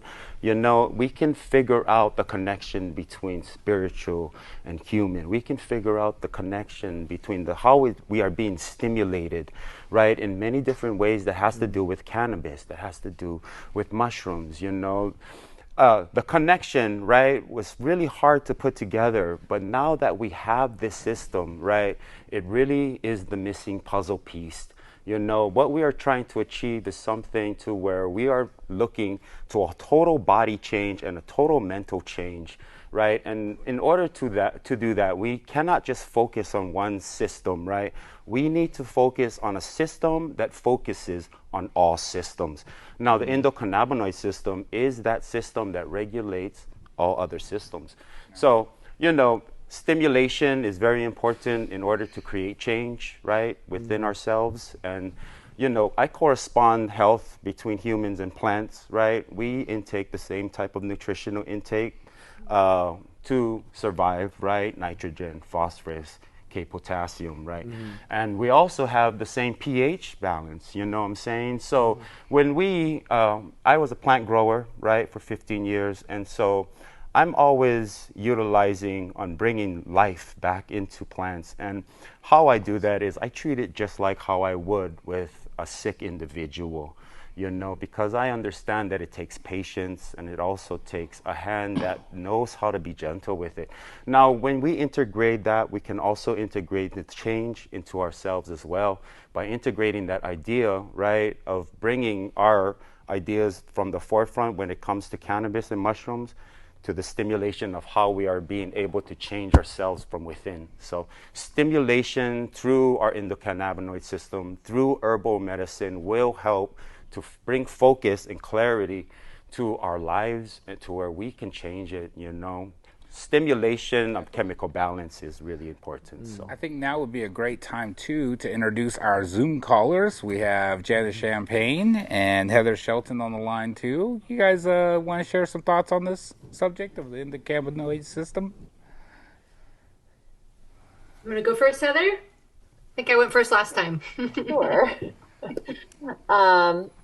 Yeah, you know, first off, I just want to say I think cannabis and psilocybin both really offer us a shift in perception. And in fact, my work with cannabis, you know, I work primarily with people living with cancer, so it's kind of a little more in-depth work that I do. But one of the things I think so incredible about this plant is that when primarily with inhalation, I think is the best method too, it offers us the shift of perception where suddenly we can be here now, right? And when we're here now in the present moment, we really are able to experience gratitude in a different way. And so that's one of the gifts that I really feel cannabis offers us. And I see this in the work with psilocybin as well. And I just want to go back to, I think Matt was talking about preparation, and preparation is so important. And preparation is really when the integration of your experience begins. And so some of the things that we like to offer in preparation are tools, you know, just tools that we can already start to use in our everyday life to bring us more awareness to ourselves, right? Connect us maybe a little bit more to spirit. So, you know, in our Oregon program, folks are required to have one preparation session with a facilitator. And, you know, I don't personally feel like that's enough time. There are definitely some folks who are coming in, they've done a lot of personal work. Maybe they've already had some experiences with psilocybin or other psychedelics, and they are really in a place of readiness for this new experience. But, you know, this was also brought up too, is that now this is a legal opportunity and we're having folks from all different walks of life who are coming in and really wanting to have this kind of a shift and a psilocybin experience. And they're so grateful that it's an option and that it's legal, right? Yeah. Most of us, I think probably everyone on our Zoom call, like we've all had some aspect of our life where we've had to be criminal, right? Like we broke the law. We were trying substances before we were allowed to legally, in a sense. But not everybody is open to doing that, right? And so, you know, we've just had a flood of folks from other states and other countries, you know, who are interested in having these opportunities, but it doesn't mean that everybody's ready. Right. So the preparation piece is just really critical. In regards to the endocannabinoid system, I mean, I've had a couple of conversations with another friend, Barry, about this. And, you know, at this point, because we're talking about two Schedule I illegal substances, there's not a lot of research that's going to support this information yet. However, whenever we've brought ourselves to a place of more calm and our nervous system is more regulated, our endocannabinoid system is going to be functioning better. So I can see how it's certainly psilocybin can affect our endocannabinoid systems and bringing some balance to us, because in an emotional sense, or our mental health may be improved by having those experiences. So I'm looking forward to learning more as the information comes out. I would like to, you really touched a point there that, you know, I'm going to discuss a little bit too, is, you know, that present moment. I think, you know, we don't give too much thought to actually what that means. And I'll never forget a life-changing moment for me was, you know, understanding that, you know, whenever we're thinking too much about the future, that we're building anxieties. You know, is this bill going to get paid? Are these people going to like me? And when we get stuck thinking about, well, I wish I would have done this differently, or I wish I could go back to that moment when I was a kid and I had, bowls of cereal or whatever, we're living in a form of regret, and that's why we call the present a present. Because if we can find ourselves in these present moments, we're able to actually achieve, happiness. Because happiness is not something that could be, held, controlled, sold. It's only in these present moments. And I think that's the beautiful thing of most of, my personal experiences. Sorry if I covered my mic there. My personal experiences with psilocybin is finding myself enjoying my present moments and helping teach others to find that present moment. Yeah, and I love that. Janet Champagne, you have something to add? I'm sure, yeah. So, I just love too that, Heather, you're talking about the present moment, and I'll share a way in which cannabis has impacted my life personally. I have a 21-year-old daughter with autism, and she was pretty severe on the spectrum. She's doing fairly well now, but very minimally able to communicate, by verbal means. And so when I'm able to utilize cannabis and just be with her in that moment, that's sort of her operation system, is to be in this moment. And in this, the sensory and energetic, she's so sensitive. She's like an antenna, I tell people. So being under the influence of cannabis and being able to remain in that moment with her actually facilitates that connection with her. And I'm better able to kind of read her signals, and she can read mine. And it's just so beautiful to be able to just be with her under the influence of that. And I feel like our connection is so much stronger when we're able to do that. So, it's really about releasing the fears like you talked about, which I think is a major aspect of being a trailblazer. And I see so many trailblazers sitting there on the panel. Paul has been doing this so much longer than we have. And, I feel like, I'm just so grateful that we can kind of pick up the baton and continue this movement, to continue this advocacy, following patient needs as nurses or retired nurses. We're always going to be nurses, no matter whether we have a license or not. And so I feel like it's just so important that we continue this legacy, and bring in the psilocybin and bring in our knowledge of how things have progressed in the cannabis industry and the gaps in our patient care, and ensuring that our facilitators are well educated. I just feel like education is so key. If we can educate our practitioners, we can reach so many more patients than trying to educate one patient at a time. Yeah. So I feel like it's this really collaborative effort that we're all putting in. And just knowing the positive impact, having experienced those impacts ourselves, we can really bring that experience to our patients. And that's so important. And in my life, especially, cannabis has been such a wonderful tool for alleviating the PTSD of being an autism parent. Our PTSD, our trauma levels are likened with that of combat soldiers, especially when our kids have a behavioral crisis in puberty, which is about half of the time.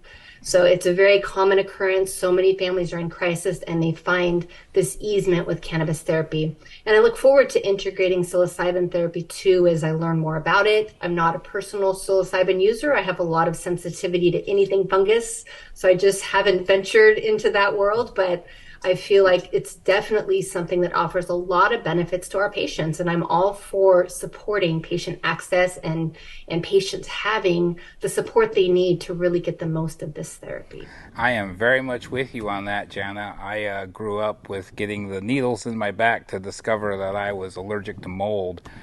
So, working in a mushroom grow facility, combating mold, and, mold is our enemy. It took a lot of struggle and strive to, get over those fears. Jeanette, I wanted to ask you, when it comes to being present with your client, what's that look like?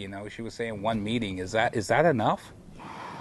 I mean, people have very different ideas about that. People work differently. And I think it really depends on the client that is coming in. People come in with different baggage, let's say, with different intentions. The way that I work with my clients is a little bit different. I spend a lot of time with clients. I usually see a client for 3 to 5 days. And then in addition to that, I also meet with them over Zoom or other, platform for several hours, to do a proper preparatory, intake. I want to see my clients in different contexts. I want to really get to know them and for them to get to know me, because I believe that the therapeutic function is really there through the relationship. It is through psychological safety. Now, some people will be able to achieve that psychological safety pretty quickly. They might be more trusting, just dispositionally. They may have suffered less traumatic experiences than maybe some other folks. And then, I work with a lot of combat veterans and first responders and people with complex PTSD. For many people who have gone through so much trauma, what happens is they're not able to just drop into that psychological safety right away. And so it really does take quite a bit of time, and I feel like it's really important to honor that and to give them that support. Definitely giving them that space. Yeah, and that's, why we're creating this space here, Cybin Space. We invite you folks to join some of our Zoom calls. We're going to be continuing this discussion, discussion with people on our panel, people who are, on the ground floor here in Oregon, creating the space, creating the service centers, and really, generating what psilocybin services are going to look like rolling out in the next few years. I want to thank everybody on our panel for joining us. Thank you, Matt. Thank you, Paul, Jeanette. Thank you, Tone. You guys have been wonderful. Thank Janet Champagne and Heather Shelton. We really appreciate you guys tuning in to this program. Make sure to find us. PFAtrade.com is a great site. Make sure to check out Open Signal. And, our goal, as always, is integrating our true selves with our daily selves. You have a great day.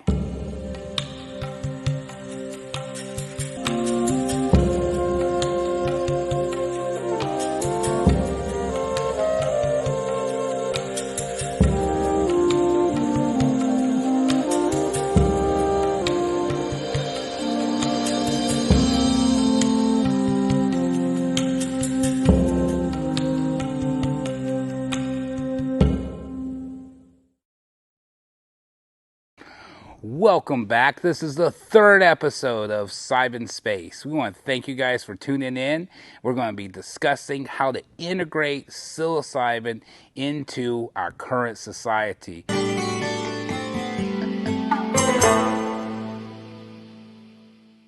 We got some great panelists. We're ready to talk about this. Welcoming back Anthony. And we have Matt Whistler. Jeanette Small with Lucid Cradle, Paul Stanford with the Hemp and Cannabis Foundation and Cannabis Common Sense. On our Zoom call, we have Janet Champagne and Heather Shelton.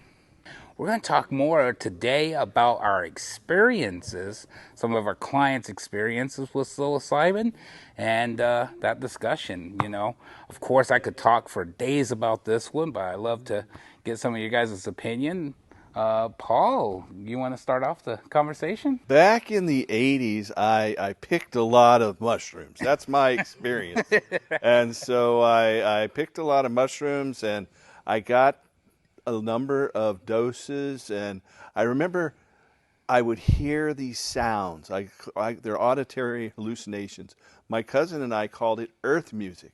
But when I went to a Grateful Dead show some years later, I saw they kind of imitated that earth music. They could play what I heard during those psilocybin trips. How common are these auditory hallucinations in psilocybin? I would personally say they were quite common. I recently just had the experience after a car wreck.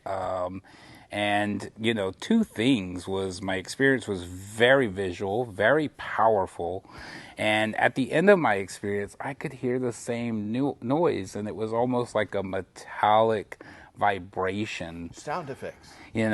Like a sound effect. And, for me, I could actually feel where my brain was stuttering a little bit, but I could feel like my neural pathways really, massaging those processes open during my experience. Funny you mention a car wreck. So I did have a client, this was very early on in my facilitation practice, who had suffered a traumatic brain injury, and they had vestibular nerve damage, and they also resulted in atypical migraines. And these atypical migraines would manifest themselves quite often in seizure-like symptoms. And she actually did a wonderful job in preparing me of what to expect, that things that might come up during the session for her. And she also expressed that during these migraines, when she would have these seizure-like symptoms, she couldn't talk, and she would get frustrated that she couldn't talk and couldn't communicate, and that would often start crying as a result. The interesting thing is, in the session, the migraines kicked in. She basically had these seizures throughout the entire session, but she found that she was able to talk and communicate completely fine, just like normal. And afterwards, she actually said she had not experienced those migraines for quite some time after the session, like a much longer period than would normally go by without experiencing those. And she said that she felt like her brain was healing. And so to me, that just reflects also a lot of the neuroplasticity that is created in these experiences. And I'm not a neurologist. She wasn't, getting scanned and all of that during the session. But I would not be at all surprised if, her brain was finding a workaround for those vocal centers and things like that it didn't have previously. And she wants to continue having sessions every 2 or 3 months. She's finding them highly beneficial. That head injury was the result of a car accident as well. So that's what made me think of that story. Wow. It is definitely a moving experience, and there's so much could be studied. I mean, I've had, it's fun to have, very visual experiences, but it's also great to have very healing experiences as well. Have you had any great experiences on psilocybin, Jeanette? Of course, I've had great experiences, and I've had lots of clients who've had great experiences as well. So I would like to kind of share how I think about what psilocybin does in the brain and what it does for us in terms of bringing us into the present moment and opening up opportunities for us to explore the world differently. So the way I think about it is, when we're born, our brains are not really differentiated very much, and we're perceiving the world through all of our senses, but that perception is kind of disorganized. It is sort of, a cacophony of vibrations that we're perceiving through all the different channels. And it is difficult to make sense of that. So when we're looking at very young children, they might get very emotionally responsive to certain stimuli. There's no real consistency and predictability in how they're going to walk through life. And it takes us quite a few years to learn how to limit some of the information that we're receiving into acting through, let's say, a persona, the ego that drives us. This is a very functional way to do this. We need to do this in order to be able to function like an adult, get our work done, make sure to take care of our lives. But then we become really centered around that persona. And sometimes that persona becomes limiting in our daily life. Sometimes the context changes and we go, well, now this persona is not serving me. Psilocybin sets us into a condition temporarily of being much younger in our ability to perceive through our senses. So when we're opening all of those channels, we're once again visiting the self that was there before the persona that we chose as, the primary persona took hold. Right. So this is why we're perceiving things through synesthetic processes. We can, taste colors, we can hear, colors or whatever else. And that allows for us to sort of do like an inventory of the intrapsychic process and to see what might be necessary to bring to the front in that present moment. And that is really profoundly important to our experience as human beings. When I got started in this, dissolving the ego death was so important, and that's what I had considered in the beginning. And I had even decided to write my final paper on, ending the ego death. We were even going to be at the big trade show. We were going to get a Nerf gun, a Gatling Nerf gun, and write egos and be like, we're killing egos over here. And we put that aside because through my personal study and studying the subject, it was not necessarily finding, ending or destroying our egos. It was finding that balance between our egos and how we perceive ourselves with our empathy of others and our love of others. That in my last psilocybin experience, that is exactly what I experienced. I was having a very visual experience. And I'll never forget, because I had this moment where I come out of my experience and I seen a mosquito. And I hate mosquitoes. I'm from the South. We don't like mosquitoes. And I seen this mosquito, and this mosquito was flying, and I could see it. And all I could think of was actually having the empathy for the mosquito and not killing the mosquito, because it's just trying to survive too. And that was just an overwhelming sense of, where that ego starts to dissolve and you start to see the world and everybody that's in it as one whole being and one whole being to this.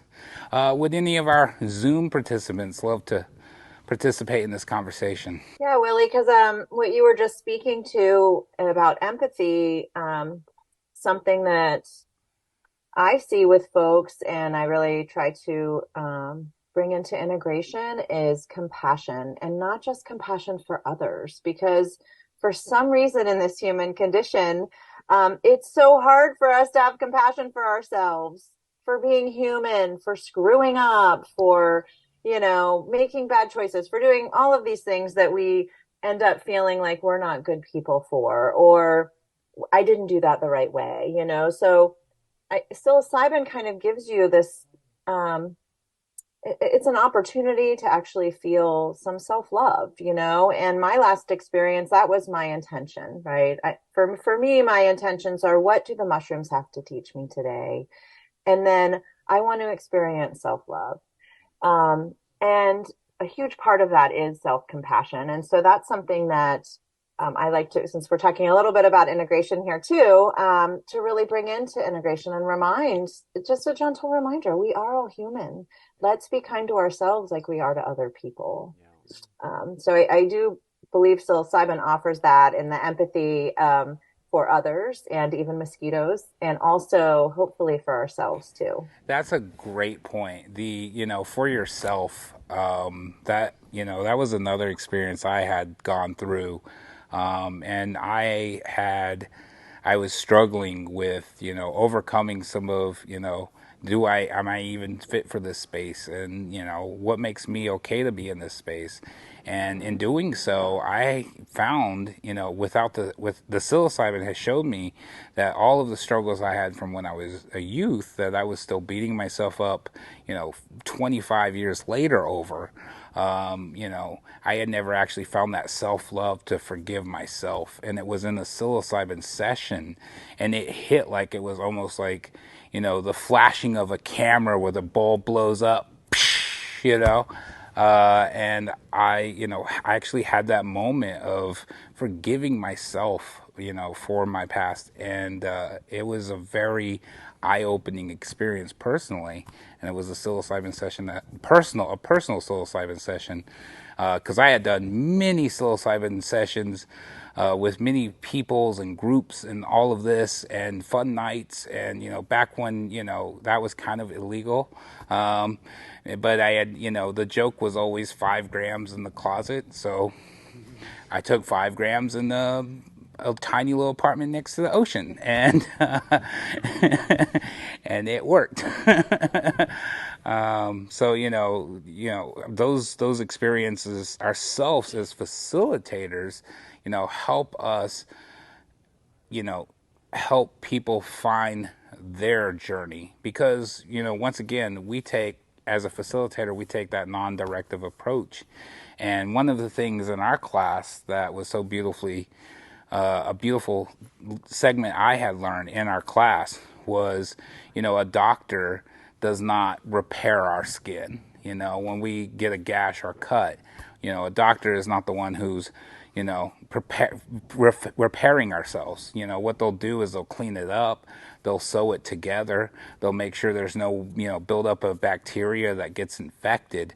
But it's our own bodies that heal ourselves. And the same is similar with our minds. Our own minds can help heal ourselves. And that's a beautiful thing. Mushrooms, especially psilocybin, right? We're all looking for a matter of change. We get to a point in our life where where we'll start to think of ways to change ourselves. Mushrooms will bring the perspective of many perspectives, right? And that right there is a significant moment of change. And so what we want to try to do is we want to harness, right, this perspectives and see things in a different way. I wanted to take it back to what she was talking about as you start to grow, right?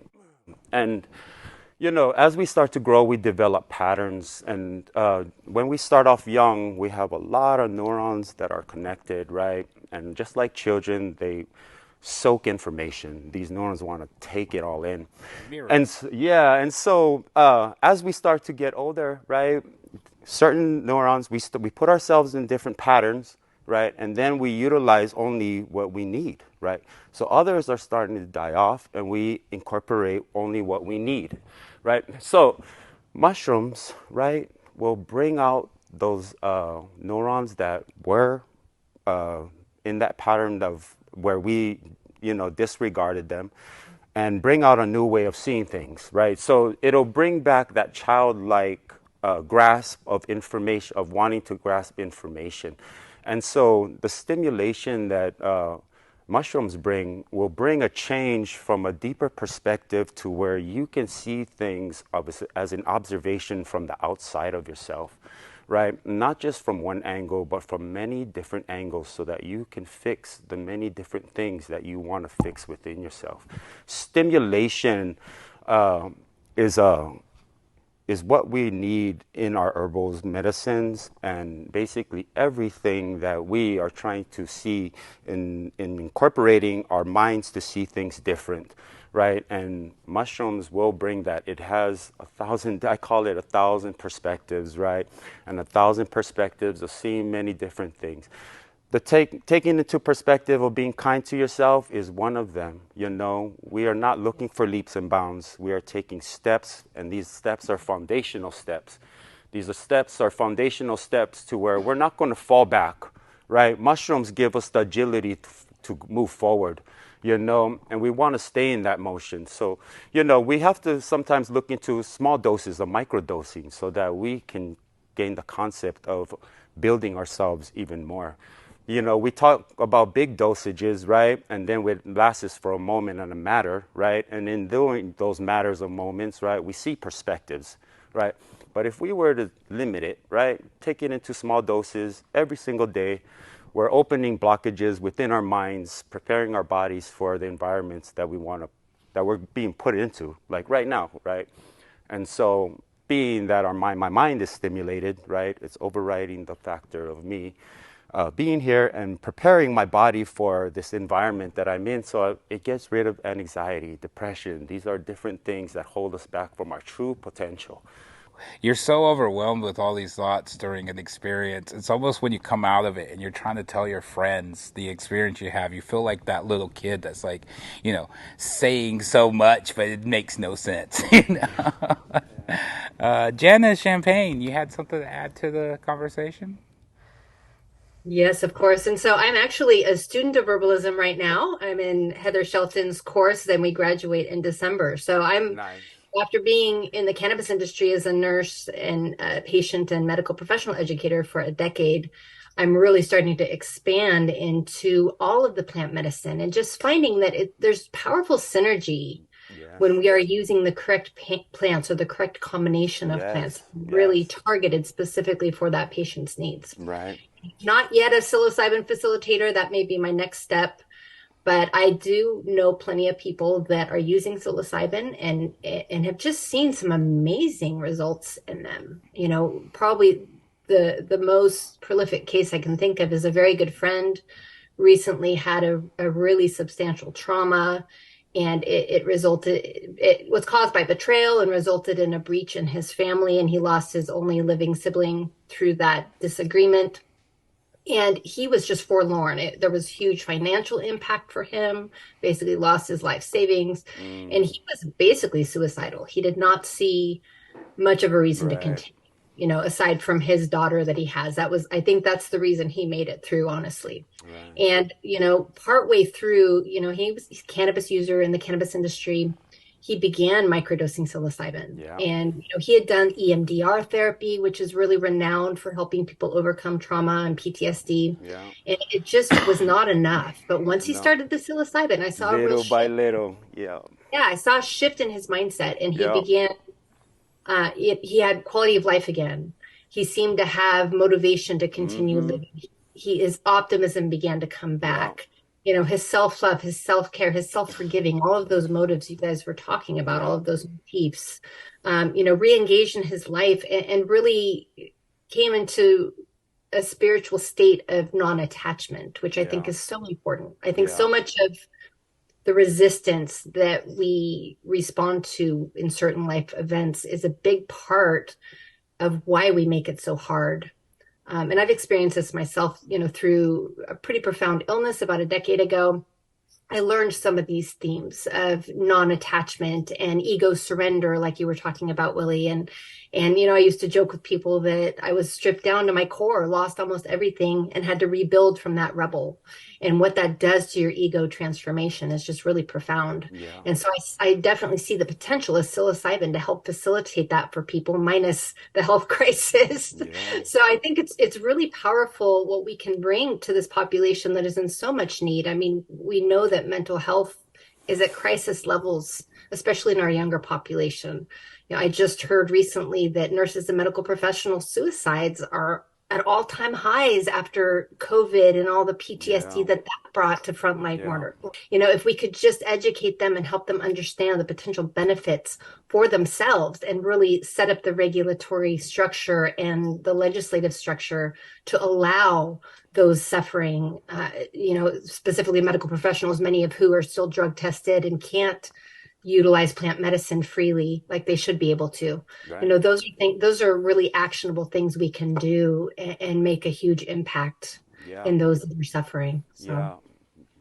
Yeah. One of my most moving stories was an interview I had done with this person, and it was her grandfather had a very incurable cancer, and he wanted to do the interview, and I was really looking forward to seeing what he was going to say on how psilocybin was helping, and that's exactly how it helped him, was just that understanding that this was not everything and all, and that you should enjoy these moments that he does have, even though it's pretty much uncurable. There's no chance, but in the psilocybin sessions, he was able to find himself to be able to find that courage to just hang out with his granddaughter while he is here.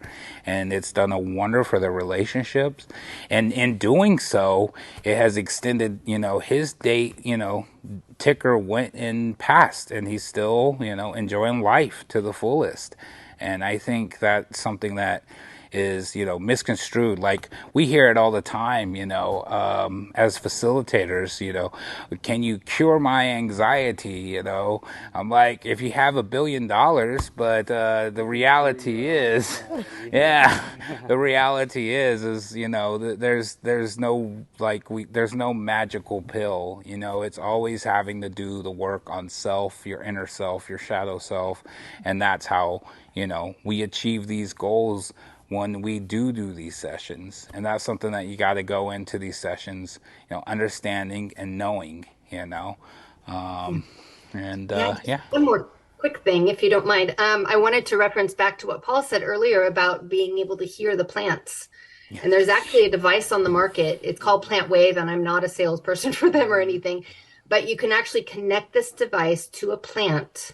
Plant Wave. And it makes sound waves based on the plant's biochemical, bioelectric stimulation. So you have to wonder if it's just a shift in our sensory system that allows us to tune into that the psilocybin facilitates. Really interesting. Anyway. Yeah, it's a communication between mushrooms, and so we interact towards that. Yeah, that's very interesting. I've been studying on that actually. Yeah. And Pretty cool. because the thing is that through that type of idea, right? It's just through an idea, right? We're looking at a new way of type of healing, if you know what I'm saying, through these electromagnetic pulsing, the communication that mushrooms have. You know, they have high electromagnetic pulsings, and so when they enter the body, right? And our bodies are 90% water, right? Or so they say. But but when we put it into our body, right? Electricity, water, stimulation. You know, we're really opening up new ideas and new ways of seeing the world. So, you know, bringing yourself into a knowing, right, is about opening yourself up to new ideas. And so mushrooms, psilocybin especially, will help you to change the factor of your life by seeing things through many perspectives, you know, and it will help you to become a better individual, because right now in this world, it's all about our own individualism, right? And us bringing in the order and keeping out the chaos. So it will help to segregate these ideas, right? And then that way you can decide which ideas to bring within you. So I think too, the symbiosis, you know, like when it comes to growing mushrooms, you know, cubensis, you know, is one of the mushrooms that can grow with humans. You know, humans do help cubensis grow. And there's so many other mushrooms that do not have relationships with humans, like Amanita muscaria requires the symbiotic relationship between trees for it to grow and flourish.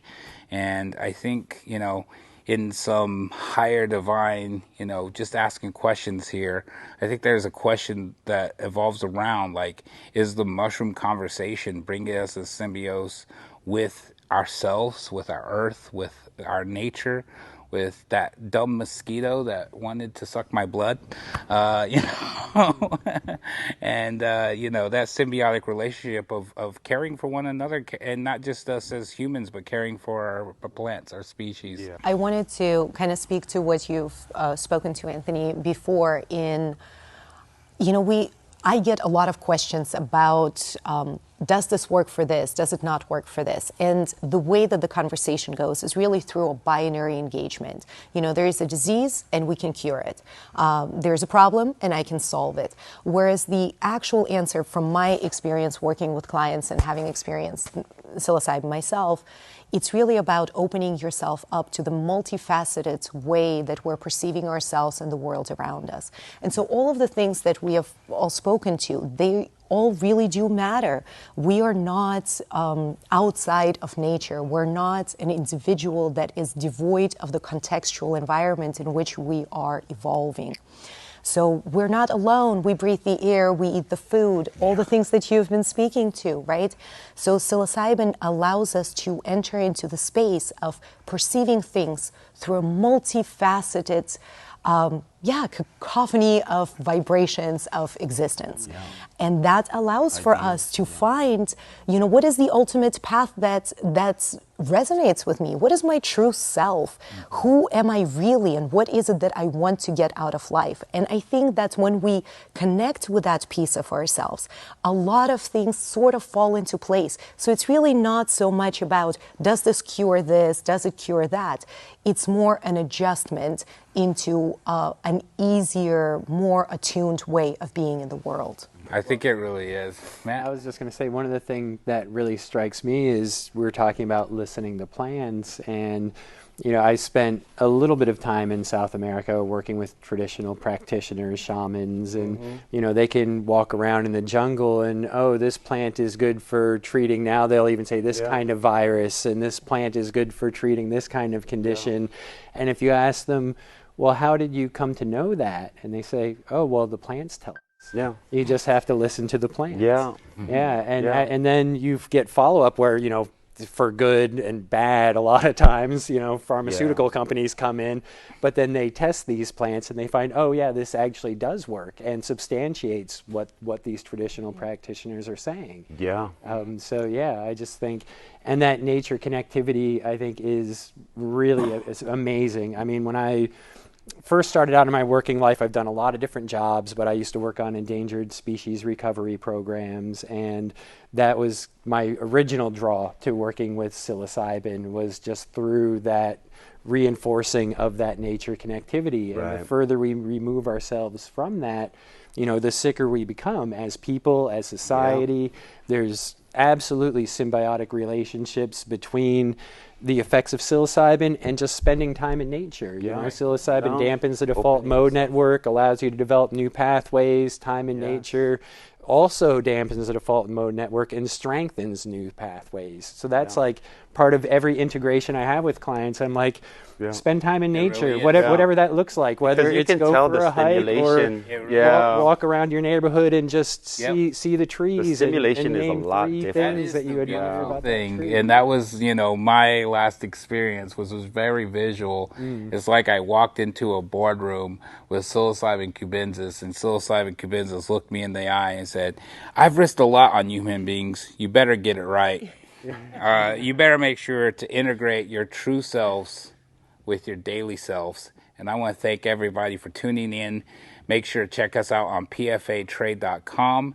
Thank you for all the members of the panel, for Janet Champagne, Heather Shelton tuning in through Zoom. Be on the lookout. Maybe you guys can contribute your thoughts and questions to what we're doing here. And we want to thank you for coming into this space. And y'all have a wonderful day.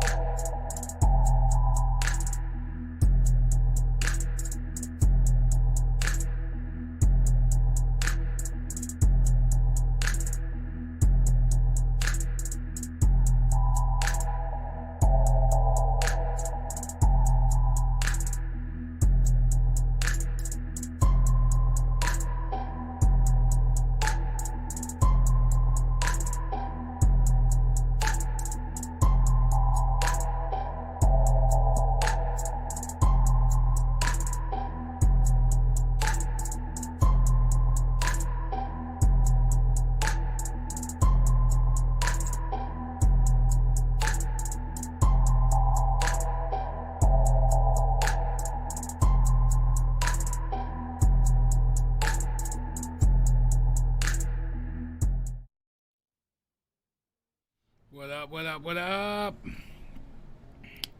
It's me. I'm live, Willie T, today, coming at you. Oh, I don't like how that... Let's see, let's just turn that little box off.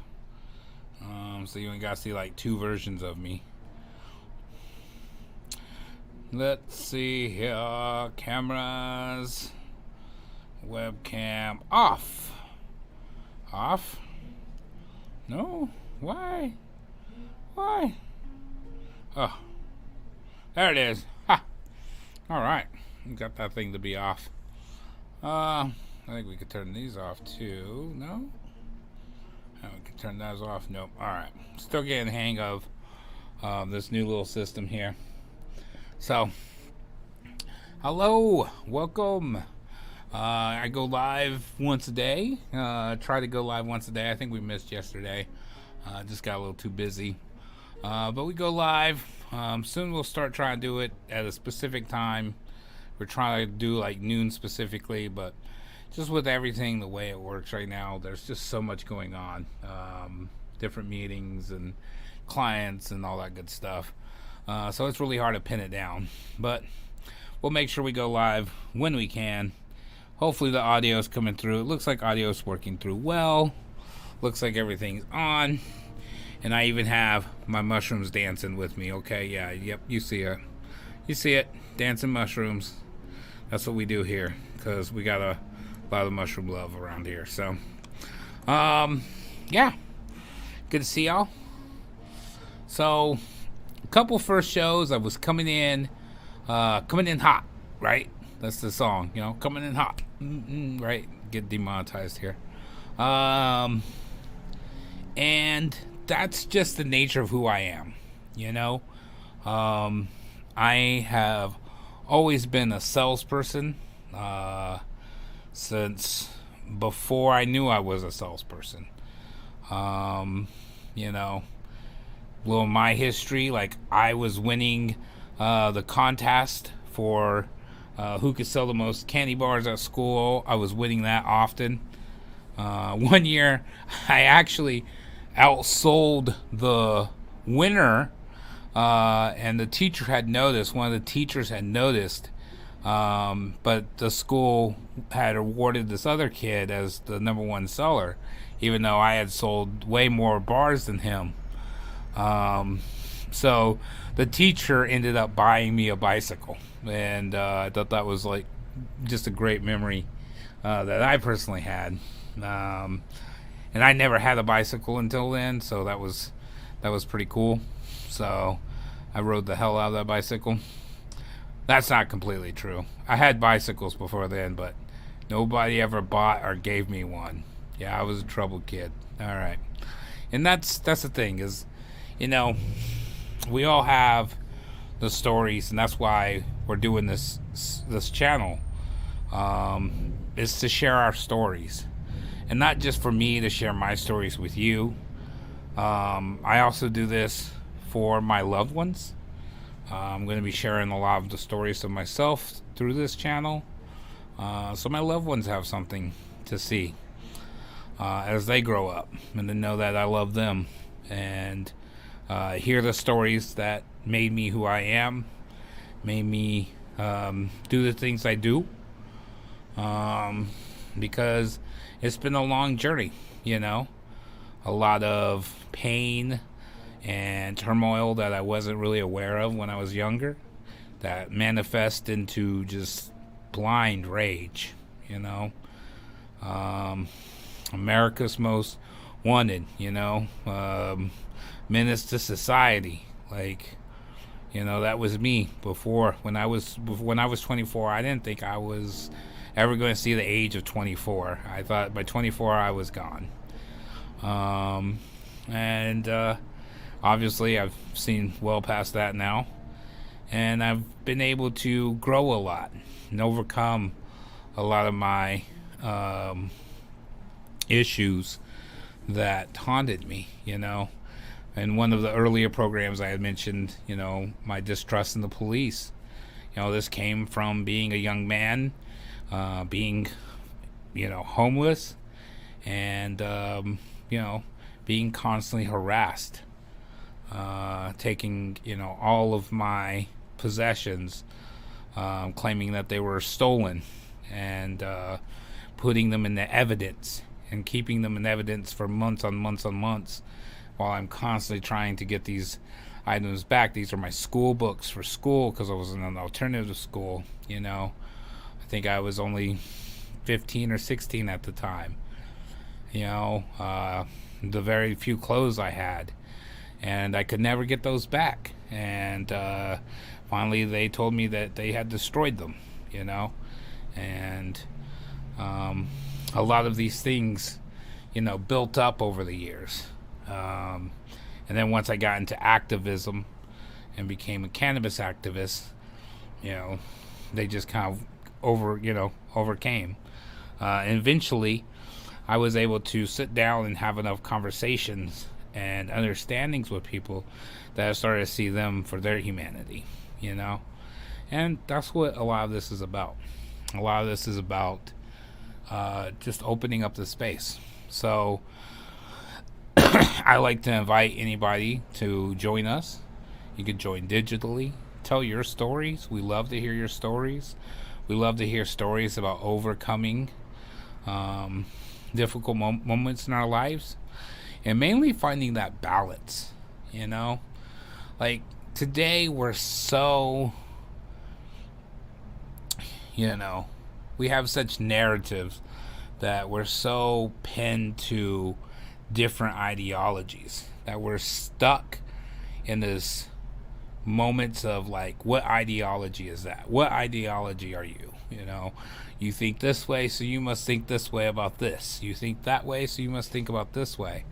And I think when we start opening up the conversations and having more moments where we're sharing ideas, discussing, you know, issues that we feel strongly about, and then furthermore, taking the time to listen, but not just listen to respond. You know, listen to understand. Listen to hear and have an empathy for the people we're hearing from, you know? And if we can do that, you know, it's not that we have to completely change the way someone else thinks about something or anything like that. It's just finding that balance of what they're saying, the balance of everything. You know, not everything is so this way or that way, inherently good or inherently evil. Life is, you know, an array of grays. It's an array of colors. And there's so many different ways we can solve issues in our world. We can talk about different things and understand more from each other. It's when we shut down and we don't listen to one another and we just instantly excuse someone else because we feel their ideologies don't, you know, correspond with mine, that we get turned away and we don't have these conversations. And then with current social media and algorithms, you know, we end up stuck in silos where we're just constantly surrounded by the people that would agree with us, because that's what keeps us engaged to their platform. And or, you know, another way to stay engaged to the platform though is also showing you things that are going out of control, because you tend to watch that stuff. We tend to watch that stuff. I tend to watch it. Everybody does. And so having these open conversations and allowing spaces to have open conversations, I think, is important. It's one of the tenements for our Psilocybin Facilitators Association. You know, we host a meeting every weekend, and some weekends we don't have anybody show up. You know, some weeks we have 15, 16 people show up. You know, the idea is having that space always available. So when you are having that bad day, you can show up and you're going to know people are going to listen to you. And you're going to know that they're not only just going to listen so they can respond, they're actually going to hear what you say and, you know, and feel and have that empathy for you. And sometimes that's what it's about. And so that's what we strive to do here, you know. So I appreciate you guys tuning in on any one of our platforms. You can find us on YouTube, right? Oh, see, here I go, doing the sales pitchy thing. What I was mentioning earlier was I'm really trying to get away from that. You know, I know, you know, being super animated, coming in, you know, what's up, we're live, you know, is fun and exciting. But I want to have some real conversations. I want to have some real conversations about the state of our world. I want to have some real conversations about the potentials of psilocybin in healing. And I want to have some real conversations about, you know, what it means to be on this planet, you know. And when I say that, I know that some people go, oh, he's going to be talking about that climate change. Oh, that's one of those red button push issues that, you know, you push that button or the red one or the blue one. Which one do you push? You know, and I think this is a conversation that needs to be had by all, even if you don't believe in it. Even if you don't believe it's man-made or this or that, there's different aspects to it that you have to step out and look at it and be like, listen, like, yeah, plastics are everywhere. Like, you don't have to go very far from where I'm at right now and just take a couple buckets full and find out how much plastic is just in that, and so that's an important conversation to have. Plus, I have little ones. My son goes to the beach and picks up garbage for fun. That's his fun. He likes to pick up garbage. I should have had the clip because he has a beautiful clip. It was one of our test ones. You might be able to find it on one of our pages. I don't think I deleted it because he was so cute. He actually said it. He had a message for everybody to pick up your dog poop and take it with you and put it in the garbage. Because, these are the small things that we care about, and I'm pretty sure there's a lot of things you guys care about. And I'm open to have these conversations because what we do over here in Oregon, I'm a licensed psilocybin service provider. That means I went to school, I graduated, I was approved by the state, I was approved to open my service center, which is kind of what I want to highlight today, is how blessed I was to have my service center open separately from, but still in the same space as our head shop. Like, it brings joy to me to think that I'm an actual head shop you can actually do for real psilocybin at legally in Oregon, and with the conversation and news coming out with, a lot of fake products out there, it's really beautiful thing to be, because a lot of fake products are on the market that are, trying to get into this conversation, but what they're trying to do is just push a small microdose, so you hopefully buy more, but our goal in our services is to really dive down deep and hopefully find the pieces that you're not aware are causing the issues. Like my own story, for instance, I grew up in the South. I was a young Southern boy. I was definitely the minority in my class. I didn't know this. We didn't see it like that, I just had some great friends, and I love life. And one day, my dad picked me up from school, and he told me, he said, you see, I was always getting sick from living in the South. I'm just always sick up here now, and I know why. I went to Tennessee, and they used this big needle thing, and they were poking my back to find out all the things I was allergic to. One of those things were mold, dust, and cats. And I like cats, but get me around a cat and I'm dying, And so they tested me. They showed that I was allergic to mold. So my dad says, hey, you want to move up north where there's not that much mold? You'll be fine. And I'm like, yeah, this would be great. And then he's like, okay, cool. Well, pack your shit. Let's go. We're going now, And in that moment, I was like, okay, packed up everything. We took off. I left a box of my toys. I don't know why. I guess I was still playing with them or something, but I left them in the room accidentally. And so I left all my toys behind, right? And I was just young. I was like 8 or 9 years old, right? And for years, I was always upset about really the toys, and I ended up getting in a lot of trouble. Became kind of a troublemaker in my teenage years.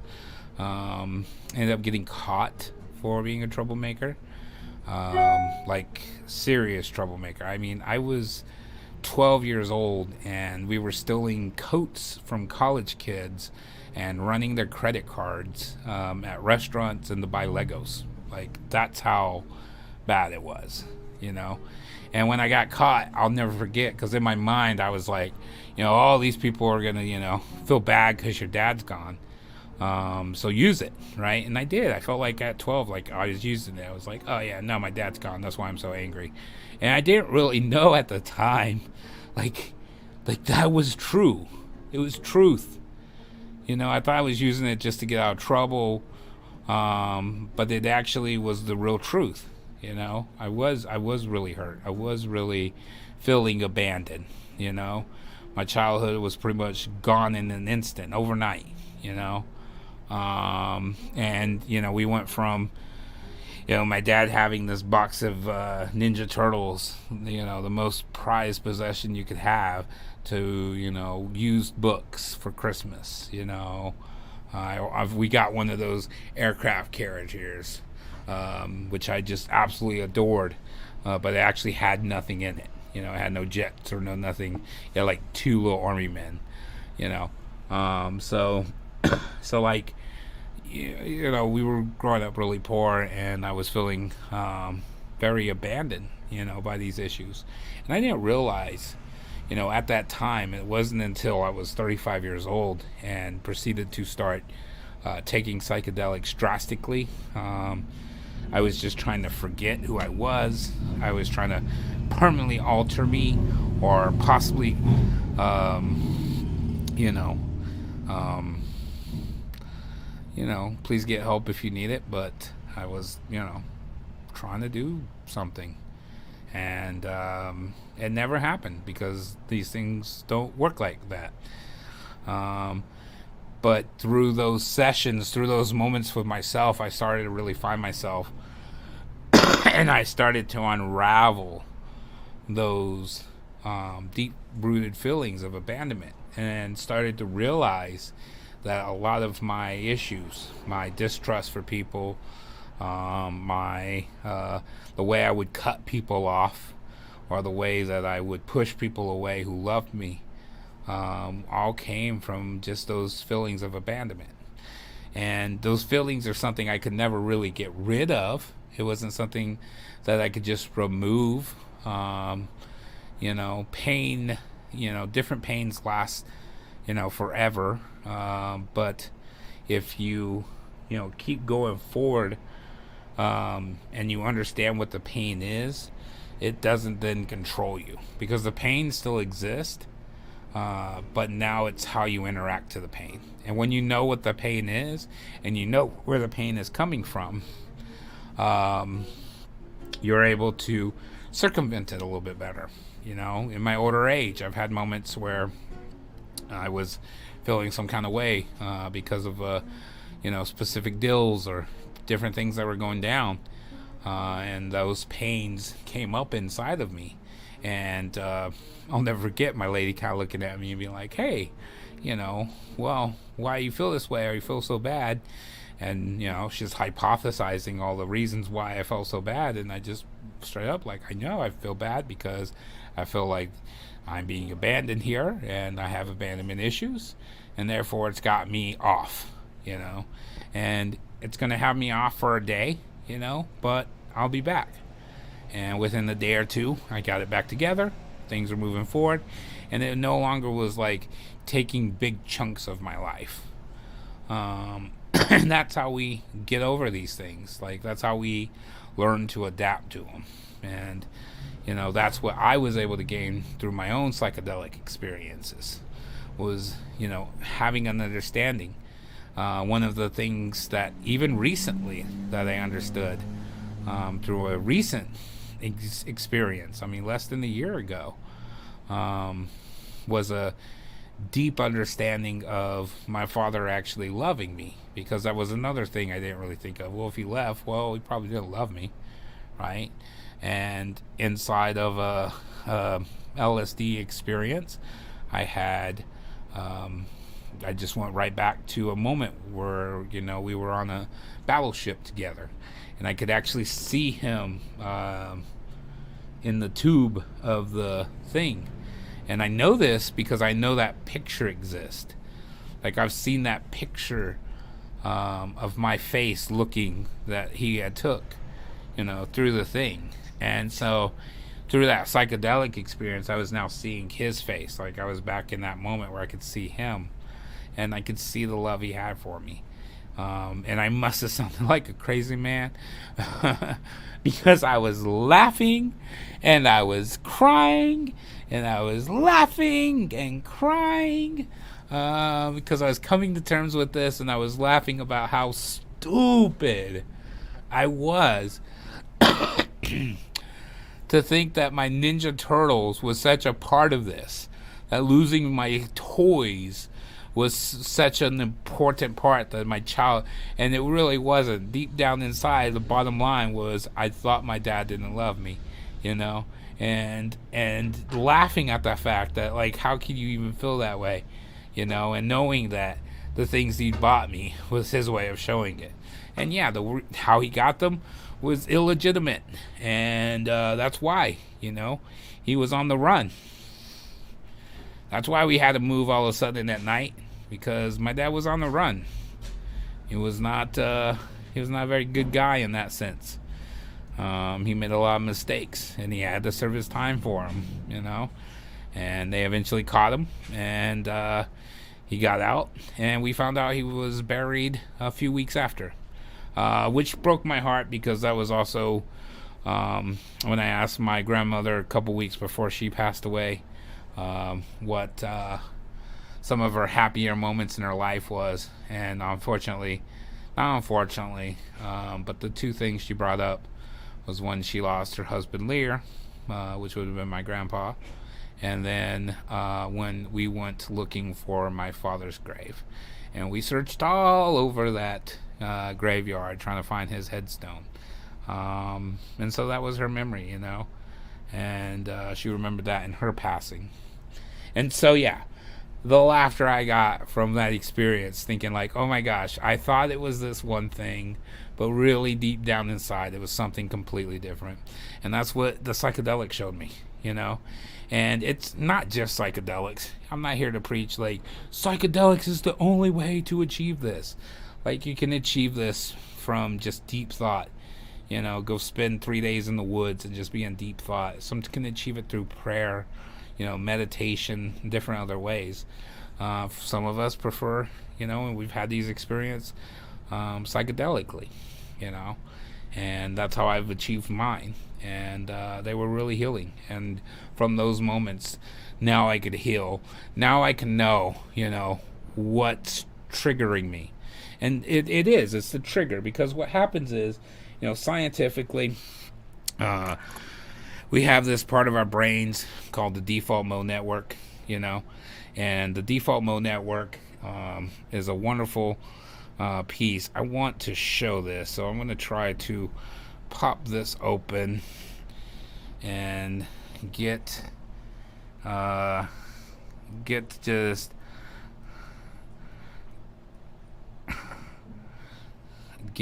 image here. I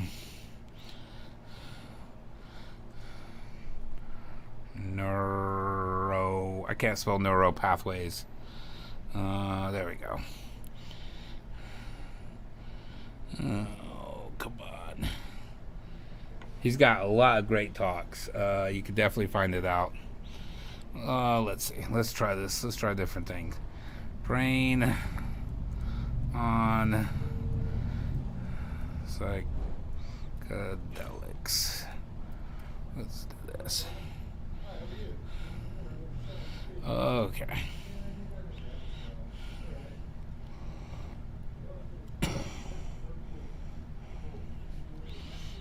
All right. Here it is.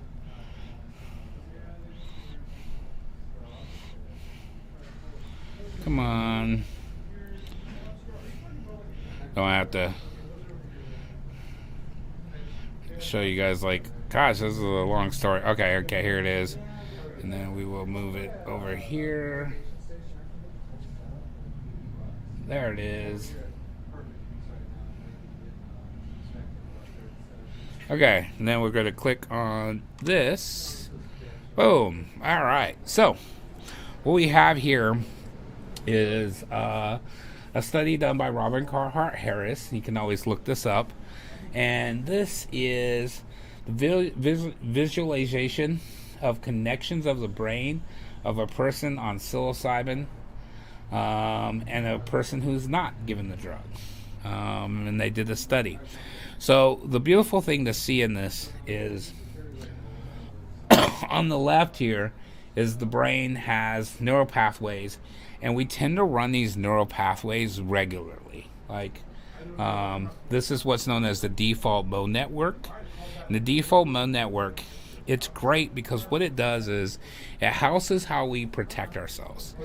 The default mode network also houses how we see ourselves and how we see others seeing us. Okay? And the beautiful thing that happens during a psychedelic experience is this default mode network kind of goes to sleep. Once that happens, our brain starts talking to different parts. Now, there are just as many lines on the left as there is on the right. But what's happening on the right is now your brain is talking to all of its parts. Different parts are talking to different parts that normally don't talk.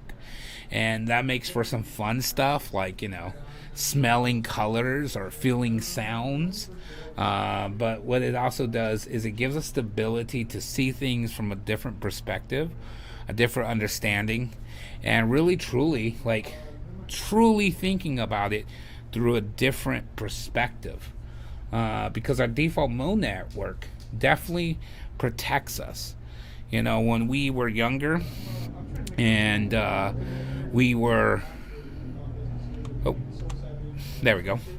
And when we were younger and we had these things like my personal abandonment, that created a wall.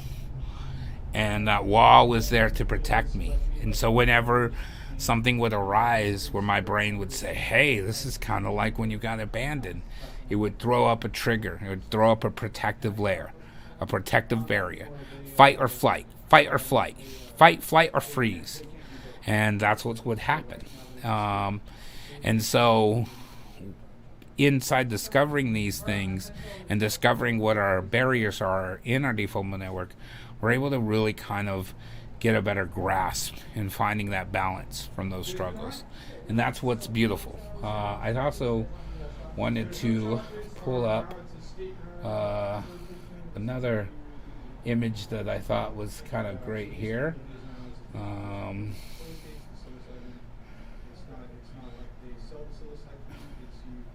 Let's see, right here. It's on this open page right here. But yeah, so that's the actual study.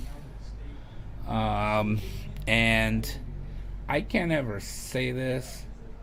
I'm not, unfortunately, that's out of my scientific privy. Plus, most of the words, this is something you're going to have to get used for me, okay? I'm just going to tell you guys this straight up. I did not grow up around educated people, okay? I grew up around very poor areas. Most families couldn't make median incomes. So a lot of the words I used was when I was young and dumb, found myself in prison for a gun possession charge. And I read the dictionary. And so I learned a lot of these words through the dictionary. The problem is I had no one to pronunciate these for me. See, I can't even say pronunciate correctly. So there's a lot of words I'm familiar with, and I don't know how to actually properly say them. I'm getting a lot better at this, but it happens. So this is one of those words. I can't even. It's a joke. Come on. We could split this up and laugh about this later. The babla, the gotta, blah, blah, blah, whatever. All right. But you can see it right there. There's the back part of the brain. And that is, you can come in, and that is, that is an important part of our brain. That's where it houses our default mode network. It's one of the oldest parts of our brain. And what it does is it protects us. If it's also how we know how to walk, right? So if you start, you don't have to think about how to walk. You don't have to think like, let me extend my leg, push forward and bounce, get the knee to bounce, right? We just walk. But the same thing happens for like if we were walking in the clearing, and all of a sudden there was a big opening and there was a lion there. You know, if we sat there and we said to ourselves, ooh, look, you know, there's a lion there. Oh, let me remember, back in the day, I remember my neighbor got eaten by a lion. That was pretty horrific. I should probably run. Well, how do I run? I'm going to extend my foot out. I'm going to push forward with my knee. By then, you're already getting ate by the lion. Lion done already ate you. You know? So that's where the default mode network kicks in. Run from the lion. You know the lion's there. And this is housed in us modernly with more simpler problems. Instead of your friend getting eaten by a lion, when you're 5 years old, your friend moves away. You know? To us as adults, it don't seem like a big deal. To a child, that's the world. Your world just left. You know, that can be the beginning of a trigger, of a block, you know, that's going to have your default mode network running a specific way. So back to the image. That's what it is. Right there is the brain lit up. You can see how the brain is talking to different areas of the brain that are more open, more wide, and a lot of beautiful things happen when under the psychedelic experience, you know, and that's what's going on there. If you ever get a chance to, this is Robin Carhart Harris. Please take a look at his TED Talk. You know, I think I think we could actually play it.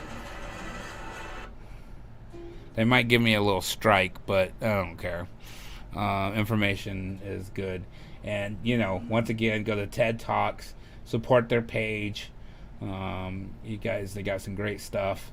But let me make sure that you guys can actually hear this. Let's see, audio, doing my switch here, and doing this, and oh, I was trying to push the play button on the wrong screen. Okay.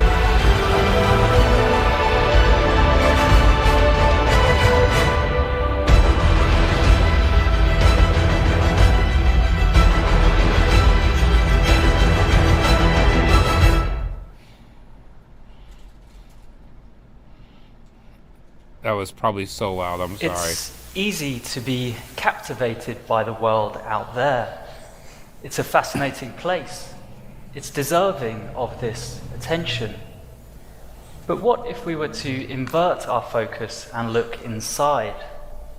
What would we find? No. Well, I study psychedelic drugs for a living, and the reason why I do this, apart from good fortune, is because I think they're special. And the reason why I think they're special is that I believe they have a unique ability to reveal to us the very depths of our minds.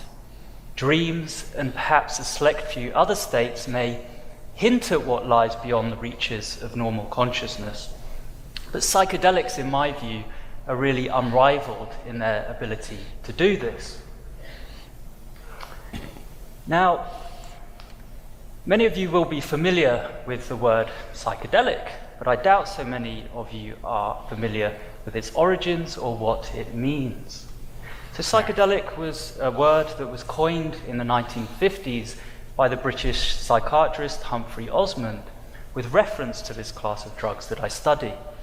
And it combines two Greek words, psyche and delos, which when put together mean to make the mind manifest or to reveal the soul.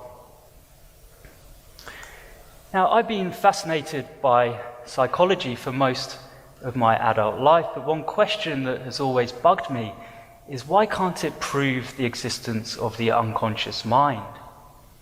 Is it because it doesn't exist? Or is it because it's especially difficult to see? Now, I've come to believe quite strongly that it's the latter, but then the key question is, how can we make it easier to see? Freud famously told us about dreams, how they're a window in on the unconscious, a royal road. But the problem is dreaming happens while we're asleep. And then when we wake up, all we're left with is this flimsy memory of what we actually experienced.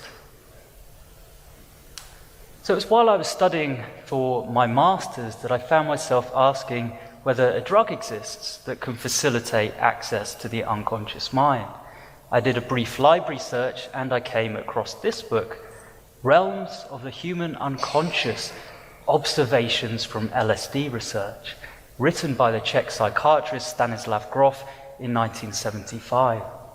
So I swiftly took this book out of the library, I brought it back to my room, I opened it, and I read. Many of the phenomena in these LSD sessions could be understood in psychological and psychoanalytic terms. They had a structure not dissimilar to that of dreams. And Freud once said of dreams that they are a royal road to a knowledge of the unconscious mind, but to an even greater degree, this seems to be true for the LSD experience. And then finally, the capacity of psychedelic drugs to exteriorize otherwise invisible phenomena and make them the subject of scientific investigation gives these substances a unique potential as research tools for the exploration of the human mind. It does not seem inappropriate or an exaggeration to compare their potential significance for psychiatry and to psychology to that of the microscope for medicine or the telescope for astronomy. So as you can imagine, after reading these things, I was filled with a very strong sense of purpose and direction. I wrote to Professor David Nutt, then at the University of Bristol, and I told him I wanted to study the brain on LSD and to see whether it looks like the dreaming brain. Anyway, David was kind enough to allow me to join his team, and then 4 years later I completed my PhD with him. And soon after that, I was lucky enough to begin some quite exciting brain imaging research with psychedelic drugs. First with psilocybin, which is the active ingredient in magic mushrooms, and more recently with LSD. Now, it's quite difficult to explain to people how psychedelic drugs work in the brain, and it's hard to try and do that in 18 minutes. So instead, what I'm going to do is show you a few pictures and give you a few analogies to think about. So what we're looking at here are communication pathways in the brain. Each line is a communication pathway between two different regions in the brain. And believe it or not, there's actually an equal number of lines or pathways in each of these two circles, yet they look very different, don't they? Essentially, what we're seeing is the normal brain on the left, where communication is confined to particular communities or cliques in the brain. So, for example, visual regions are talking mostly with other visual regions. This is what happens ordinarily. Then we look at the psychedelic brain on the right. There's much less of this cliquing and much more of an open, freer conversation going on across the brain. Another useful way to think of how psychedelics work in the brain is to think of what it's like to be an infant, experiencing everything as novel, feeling emotionally labile, one minute you're laughing and the next you're crying, having a wildly overactive imagination, being mesmerized by the likes of Iggle Piggle or Macca Pacca. It's no coincidence, therefore, that if you look at how the brain develops as we develop from infancy into adulthood, and you compare that with how the brain changes under a psychedelic, what you see are kind of mirror opposites. So instead of a brain becoming more sophisticated as we develop, more finessed, but also more constrained, you have a brain that is simpler and freer in its functioning. The third useful way to think of how psychedelics work in the brain is to think of the dream state. Here we're looking at the effect of LSD on the brain. And what we're seeing is that much more of the brain contributes to the visual experience under LSD than it does ordinarily. And this effect actually correlated very strongly with the dreamlike visions that people reported under LSD when their eyes were closed. So we could think of both of these states, the dream state and the psychedelic state, as conditions where the brain becomes untethered or unanchored from incoming sensory information. And then in this state, it can operate in a more anarchic freewheeling kind of way, conjuring up imagery from the very depths of the mind and the brain, rather than relying on sensory information coming into the brain. Squarespace's creative tools let you design a unique, engaging website that fits your personal style and professional needs.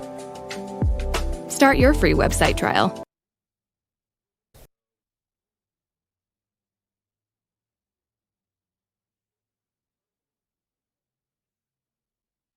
All right, and get my audio back. I think my audio is good. Let me double check on everything. Yep, my audio is good.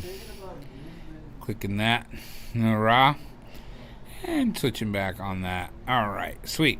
So yeah, that's another. You gotta watch the full thing. Please go check it out on TED Talks. Sorry for posting you guys this video, but it's just too important to talk about, the ability to be like in the stream state, the ability to see the world through kind of a younger version of your eyes, a more open world, a more accepting, more learning. And I've watched this happen with any client of any age. People experience this all the time through these experiences, and in doing so, that's where we find a lot of the potential for healing a lot of our traumas, our past, and also just simply finding a balance to life. It's not just about healing from your traumas and your past and all of the structure. Sometimes just dealing with day-to-day life, day-to-day working life can be difficult, and I find a lot of my clients gain a lot of perception to balancing their life, because far too many of us end up living fully in the work mode, and even when we're away from work, we're still in that work mode. And that's one of the biggest things we try to teach a lot of our clients is like finding that present mode and not just being stuck in that work mode forever. We can't change if your boss is going to be an asshole or not. Like that's up to your boss. But I am impressed by how many people all of a sudden find empathy for their asshole boss. That's always a beautiful thing to see. But the thing is finding that balance, so that way when you leave that workplace and you're driving down the road, that boss is no longer pulling from you, and you're in that present moment where you're driving down the road and you're like, oh man, I can't wait to get home, and then all of a sudden you get cut off. Deal with that in that moment. Be angry in that moment. Being angry or being upset is not something taboo. That's something you should never experience. It's a natural human emotion, and you should naturally be able to experience that emotion. The key, though, is to make sure that you don't take that emotion into the next emotion. When you walk into the door and you're in your next present moment and you're home with friends eating some pizza or something like that, and it's really good, you're really enjoying it. Don't be stuck on, oh man, my boss is such an asshole today and I got cut off and my day is just going horrible. But you're eating pizza with your friends, you're having a great time. Be present in that moment. And that's one of the things we work on here. One of the things I am constantly trying to find balance on. And it's tough. We're building this business, we're building this industry from nothing. We're trying to navigate rules. We're very much part of the rule process, working with the state. We're trying to navigate how to make these businesses successful, how to even market them, how to talk about them, and it's a lot of stress. But it's like, we got to remind ourselves that even in that stress, we take that moment to be in that present moment. And that's why I'm presently with you guys right now, just to take a few moments every day, be present for a moment, do a live stream, spend an hour talking about our experiences, talking about what we're doing, listening to your stories, listening to what you guys have overcome, and spreading the message of just finding that balance. No matter how you find it, find that balance. Life is too short to be angry all the time. Life is too short to be lost. Life is too short to be upset. Life is too short to be scared. Life is too short to be happy. The point of life is to have all of these emotions, and to be able to overcome every single one of these emotions when we have them, and to be able to balance them in our lives, and that's what we're here to do. So I want to thank you guys for tuning in, checking this out. Now I can do the pitchy mode stuff. Don't forget to check us out at all the different things we're on. Twitch, YouTube, Facebook, Twitter. We have a few different ones that we're on. Don't forget to tune in to any of those. I'm trying to find the little pop-up here, and I can't find the little pop-up. No. All right, so we're just going to roll with the happy whale right there. Happy whale today. Okay. So I want to thank you guys for coming in, checking us out, and thanks for tuning in. And find us again, and y'all have a good day. We're going to be rolling out.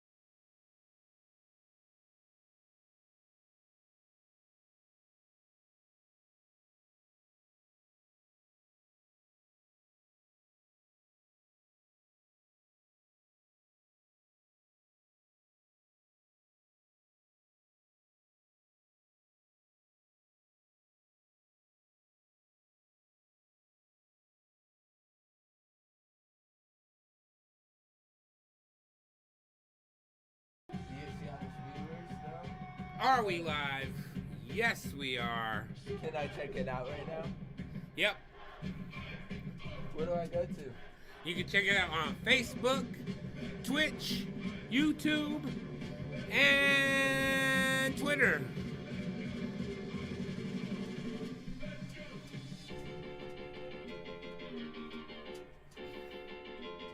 Happy 4th of July!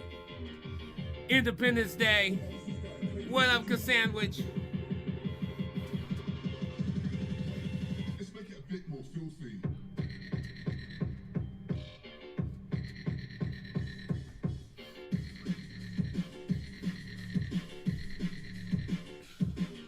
We're just vibing out for a sec. 2 more on the vape. Look at that. 2 more on the vape. All right. We have a running bet today of how many people will be coming in because they forgot their vapes on the 4th. So we'll see who wins at the end of the day. So we're listening to some fun stuff. We're going to listen to this last song and then get this thing going. Yeah, it's going great. There's my camera, so I should probably talk to that. That thing right there, and not this thing. That thing. Right?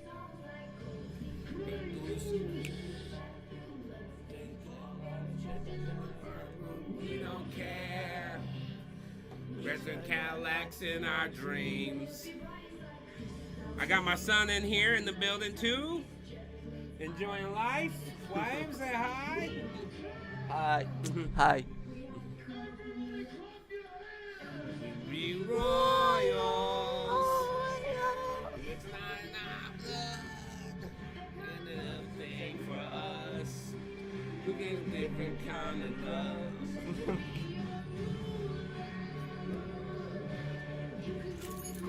You guys want to know this is the EDC set for Valentino Khan? No. Timmy Trumpet. Yeah, Timmy Trumpet. Yeah, this one's killing it, man. I love it. This is woo, next level. You guys gotta check it out. And of course, you know, if you're watching this live, you will get to see this. If you're not watching it live, though, you probably can't even hear me because it's mute right now. So that's the point of tuning in live. And what's going on right here today is we're actually going to be going live regularly every day. I'm going to have you tune in, even when I'm just working on boring stuff. Because what I want to show people is that we're here, we're not going nowhere, and we want to open up conversations. We'll talk a little bit more about that second. But first, the drop.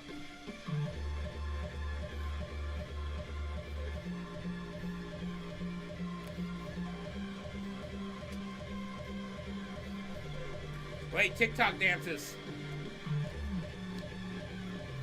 Fuck that shit.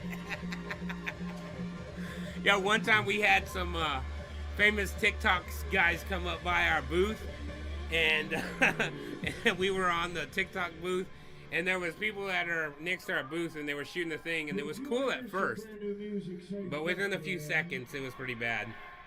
So we're going to go ahead and turn this down. Boom, and now we're going to be live where we can actually keep this content.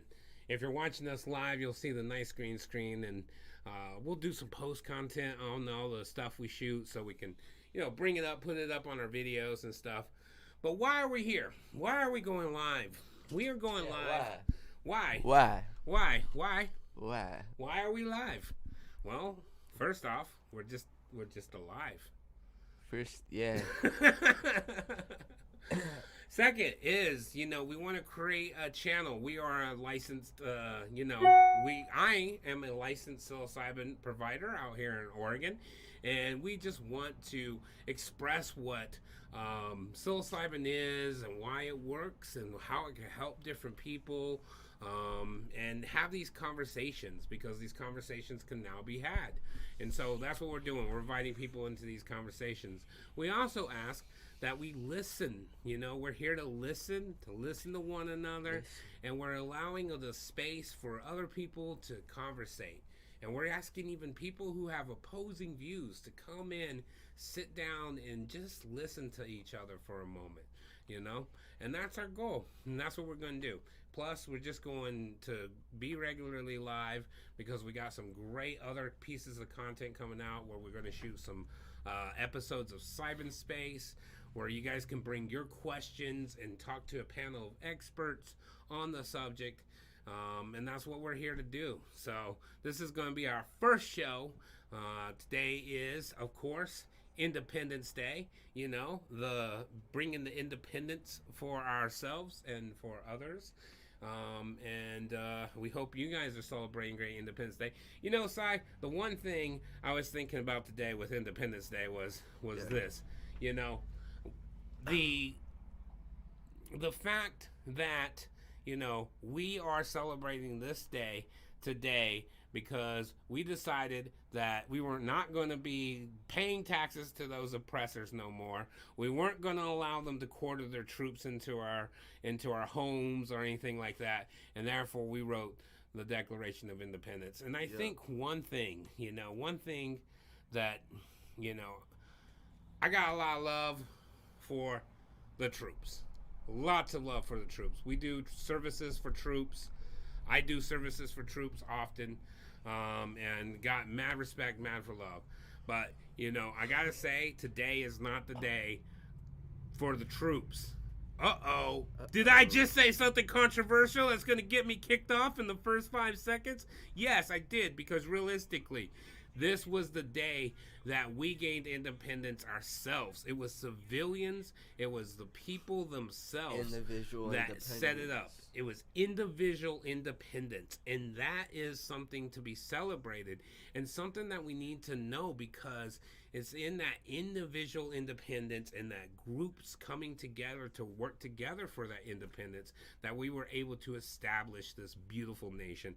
And do I got a lot of love for the troops that formed together and went to fight with Washington? Yes. And they were all ragtag guys coming out of the fields and out of the woods to put it in for their freedom. And so, you know, we're paying respects to those guys. We still got a lot of love for the troops, but this is not Happy Troop Day. We celebrated those days recently, and this is Happy You Day.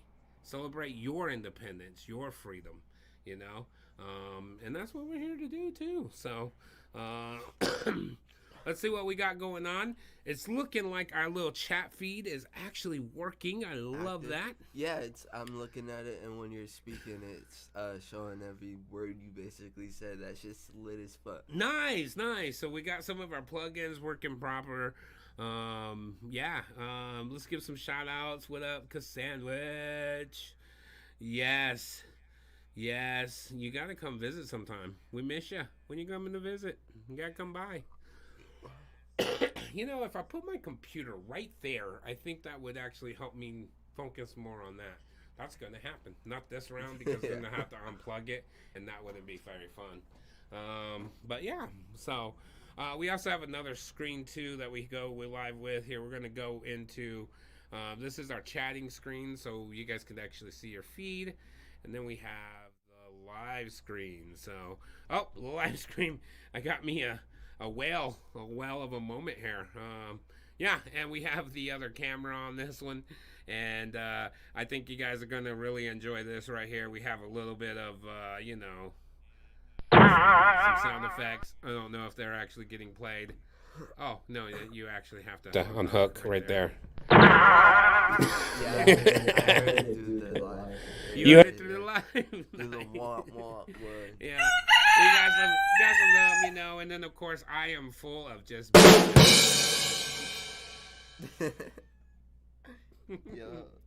Right. But we also got our little buddy here who's going to help us celebrate our wins and our losses. We got the dancing mushroom in the house. You know, what's a dancing mushroom? The dancing mushroom. Yeah. But sometimes the mushrooms are sad. And that's okay. It's okay. Because we'll be there. I know, so cheesy. But hey, that's what we got. We got some cheesy funness to play with as well. So let's get that screen over here. Oh, yeah. Bro really said womp womp. Womp, womp, womp, womp. So yeah, so we got some fun feeds. You can also check out our Tiny Link, which will get you access to some merchandise that we have, and all of our links and our websites for our sponsors, trips. Oregon is one of our sponsors, along with Soulfire Mushrooms. We also have a couple nonprofit sponsors as well. PATA and PFA are helping put this thing on so we can keep these conversations open and free. Alive. Yes, yes. So, Sai. Yeah. Tell me about the 4th of July you remember. Oh, a lot of them are pretty much chaotic. I remember you set up a whole experiment type of deal. Oh yeah, of course that was gonna be the memory. Connecting these things together, and we set it off, and it went everywhere. A lot of them tipped over. We had bottle rockets flying at us. Ian got shot. We had a bottle. Yes, you're calling me on it. It was so true. We did, and we had a mortar, and the mortar tipped over, and boom! Yeah. And I used to wire them all together, and yeah, they would definitely pop, and we legit like every 4th of July has been chaotic for me. Like something goes wrong. I don't know why. See, I want to point out there, that's that default mode network. You know, I caused some trauma, and I'm sorry. And now every 4th of July has been chaotic since then. Yeah, I'm scared of fireworks now. Nice. I'm not. Sai, I'm going to have you take the camera for 2 seconds while I go just say hello to a friend of mine real fast, and then we're going to be right back. Go help it out. Go make some money. Yep, you just say hi. Welcome to the live.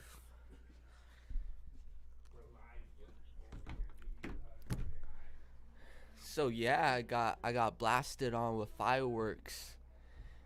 It hurt, you know? That stuff hurt, for real. PTSD moments. You know what could help with that, though? Mushrooms. Yes, sir.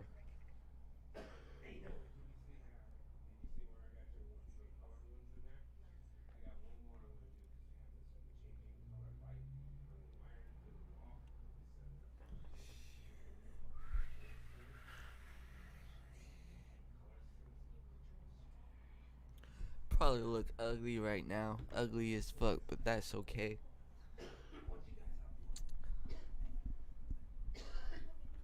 I'm so happy we got live going.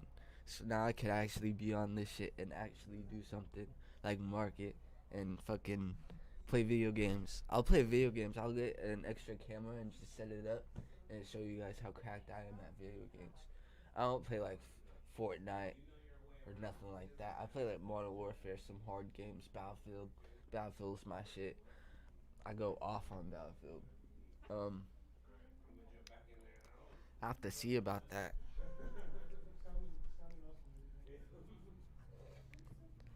Minecraft, I play Minecraft as well. Minecraft is the shizzle.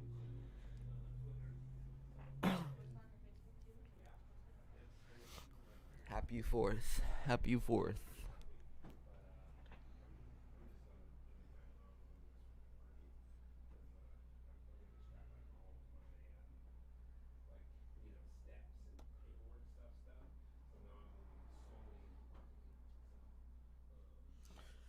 I don't have time for this no shit. I just beat up, tell her, numb, bitch. Yeah, I'm glad you stopped in. Check out my flyers. For sure. Beautiful. Yeah, take a couple if you need it. All right. So could you keep it going, Sai? Yeah, I kept it going. Sai, we're at 0 viewers. No, I'm just clowning. We got a couple. I appreciate it.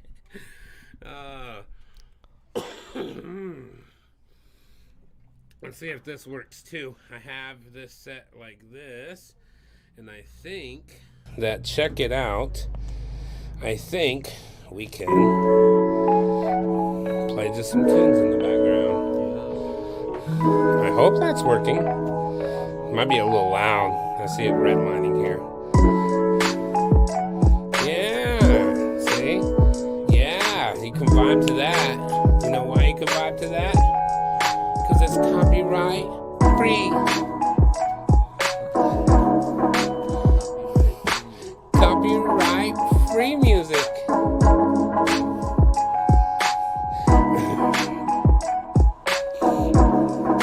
So,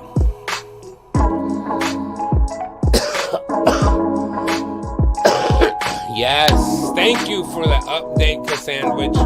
I did do a lot of research with my, bit rates and different things like that, trying to get it lined out perfectly. So I appreciate the feedback on that. So that's good. Well, what we're going to do is we're just going to hang out. I'm going to go live even when I'm working. I'm not going to work today, though, because it is the 4th of July, and we all deserve a day off. So we're just going to spend the day together, hanging out, and then I got something really important to discuss in just a moment. But we'll bring that up in just a second. And I'm just going to go live. So I've worked on most of the other things in our business where it requires a lot of framework, a lot of paperwork, and various other things like that. And so now what I'm going to start doing, I'm going to turn this down just a little bit. There we go. And what I'm going to start doing now is focusing on a lot of our marketing. So while I'm working here creating marketing content, we're going to just keep it live so we can keep that conversation open. If anybody has any questions, they can join, chat, type out some questions. We also have the ability for you to join us during the live stream. Yeah, you heard that right, Cassandra. You can join us for a live stream, even wherever you're at. There we go. Yeah, turn that music down. So, how's that? Your message probably came in a few seconds ago, so I think I lowered it already. But yeah, we'll have that ability for other people to join us through the live stream. And then two, just another view of a camera right here. As you can see right there, if you can hear any cars or vehicles in the background, we don't care. We're right here. We're live on Facebook. It don't get no further West Coast than this. And we're right here on the street. We're helping people out. And we're not going nowhere. So we appreciate you guys tuning in. So let's check it out and let's talk about, so I'm going to give you the full view of the street here. Yep. See, right there on the 101. You know what I mean? We're not stuck in some room hidden.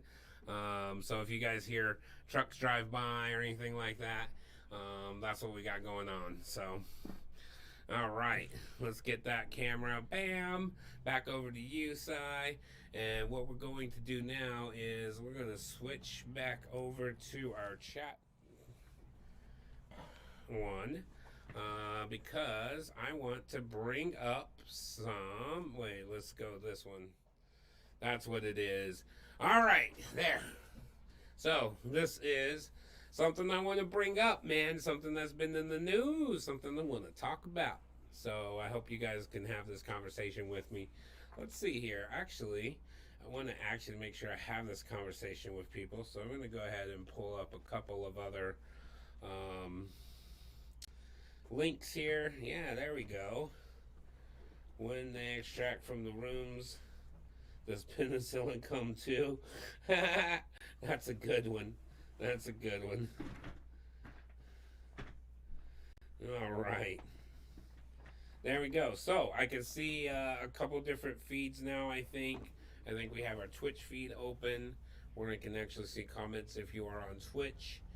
I can see comments if you are on Facebook. I don't know if I can see any comments on YouTube. I'm not quite sure how that one works yet, but we will figure it out. So we have comments there, so if you have any comments or ideas, feel free to throw them in there and we'll discuss them. But I want to bring up something that I've been discussing for quite a while, and now it's starting to wither out here in the system here. Is, you know, since we started this project, you know, I knew it was going to happen with mushrooms. You know, once mushrooms started to legalize, everybody started to look for alternatives. What's the CBD of mushrooms? You know, you don't know how many people I filtered those questions. You don't know how many people wanted to bring, you know, amanitas and different extracts to the market. And there was enough people standing around wearing gold chains that were like, yeah, I'm willing to do that, because there were. My story goes like this with the amanitas. You know, I seen this popping up, and I didn't much appreciate the fact that a lot of these companies were calling themselves psilo or psychedelic or any of these things, when we all know that these are not particularly psychedelic mushrooms. And what was happening was, and I discovered this on accident because I was at speaking at a PsyCon event, and somebody was at one of the Amanita talks, and you know, I didn't really want to go, but I wanted to link up with them, so I went and linked up with them, and I was not disappointed, because as soon as I walk into the room, the guy was literally talking about how he drank his own piss. So I was kind of like, yeah, that's not cool. But yeah, they actually drink their own urine, because you can actually pee out the, I forget the exact chemical, but you could pee it out and consume it. And that's actually how a lot of the original people were consuming it, was through reindeer urine, because it actually removed the deadly chemical in there and kept the good chemical. Now there's a process of cooking it that can be done, and we were working on trying to figure out how to actually process, you know, a metric ton of amanitas within a short period of time. So we were trying to figure out how to make this happen, and doing some research. And a lot of the leads we had, you know, I asked questions with some of those companies, pretending to be just a client and a customer, and a lot of their answers was boiling it. And we started looking at boiling it and stuff, and I started asking some questions with this Amanita expert, and we discovered pretty much that boiling it also removed everything else as well, all of the stuff you were looking for. To which one of the people there had just purchased a pound from one of those companies, and she had it, and we all pulled it open, and we were laughing as she opened the pound, because it was actually still wet, and not completely dried, which was very disappointing for that person who had just purchased that. But yeah, that's what's being pushed. So once that happened, it just kind of dawned on me, like, hey, these guys are not actually selling amanitas. They're selling mushroom-shaped air. And that's what it is. And now there's a new kick to bring on all these other type of products that are using research chemicals and various other forms of products as psychedelic or magic mushroom bars. And that's going on too. There's also a big movement to actually create, and they're saying that these are mushrooms that are derived, you know, and it's so sad because they'll say these things and they'll kind of just be like, yeah, no, our lab has grown mushrooms that don't contain psilocybin or psilocin. And the reality is they're boiling the mushrooms, so it's removing all the psilocybin and psilocin, and then they're using research chemicals to make up the tryptamines and the various other things that they're calling it. And you know, that's what they do. But you know, these products are hitting the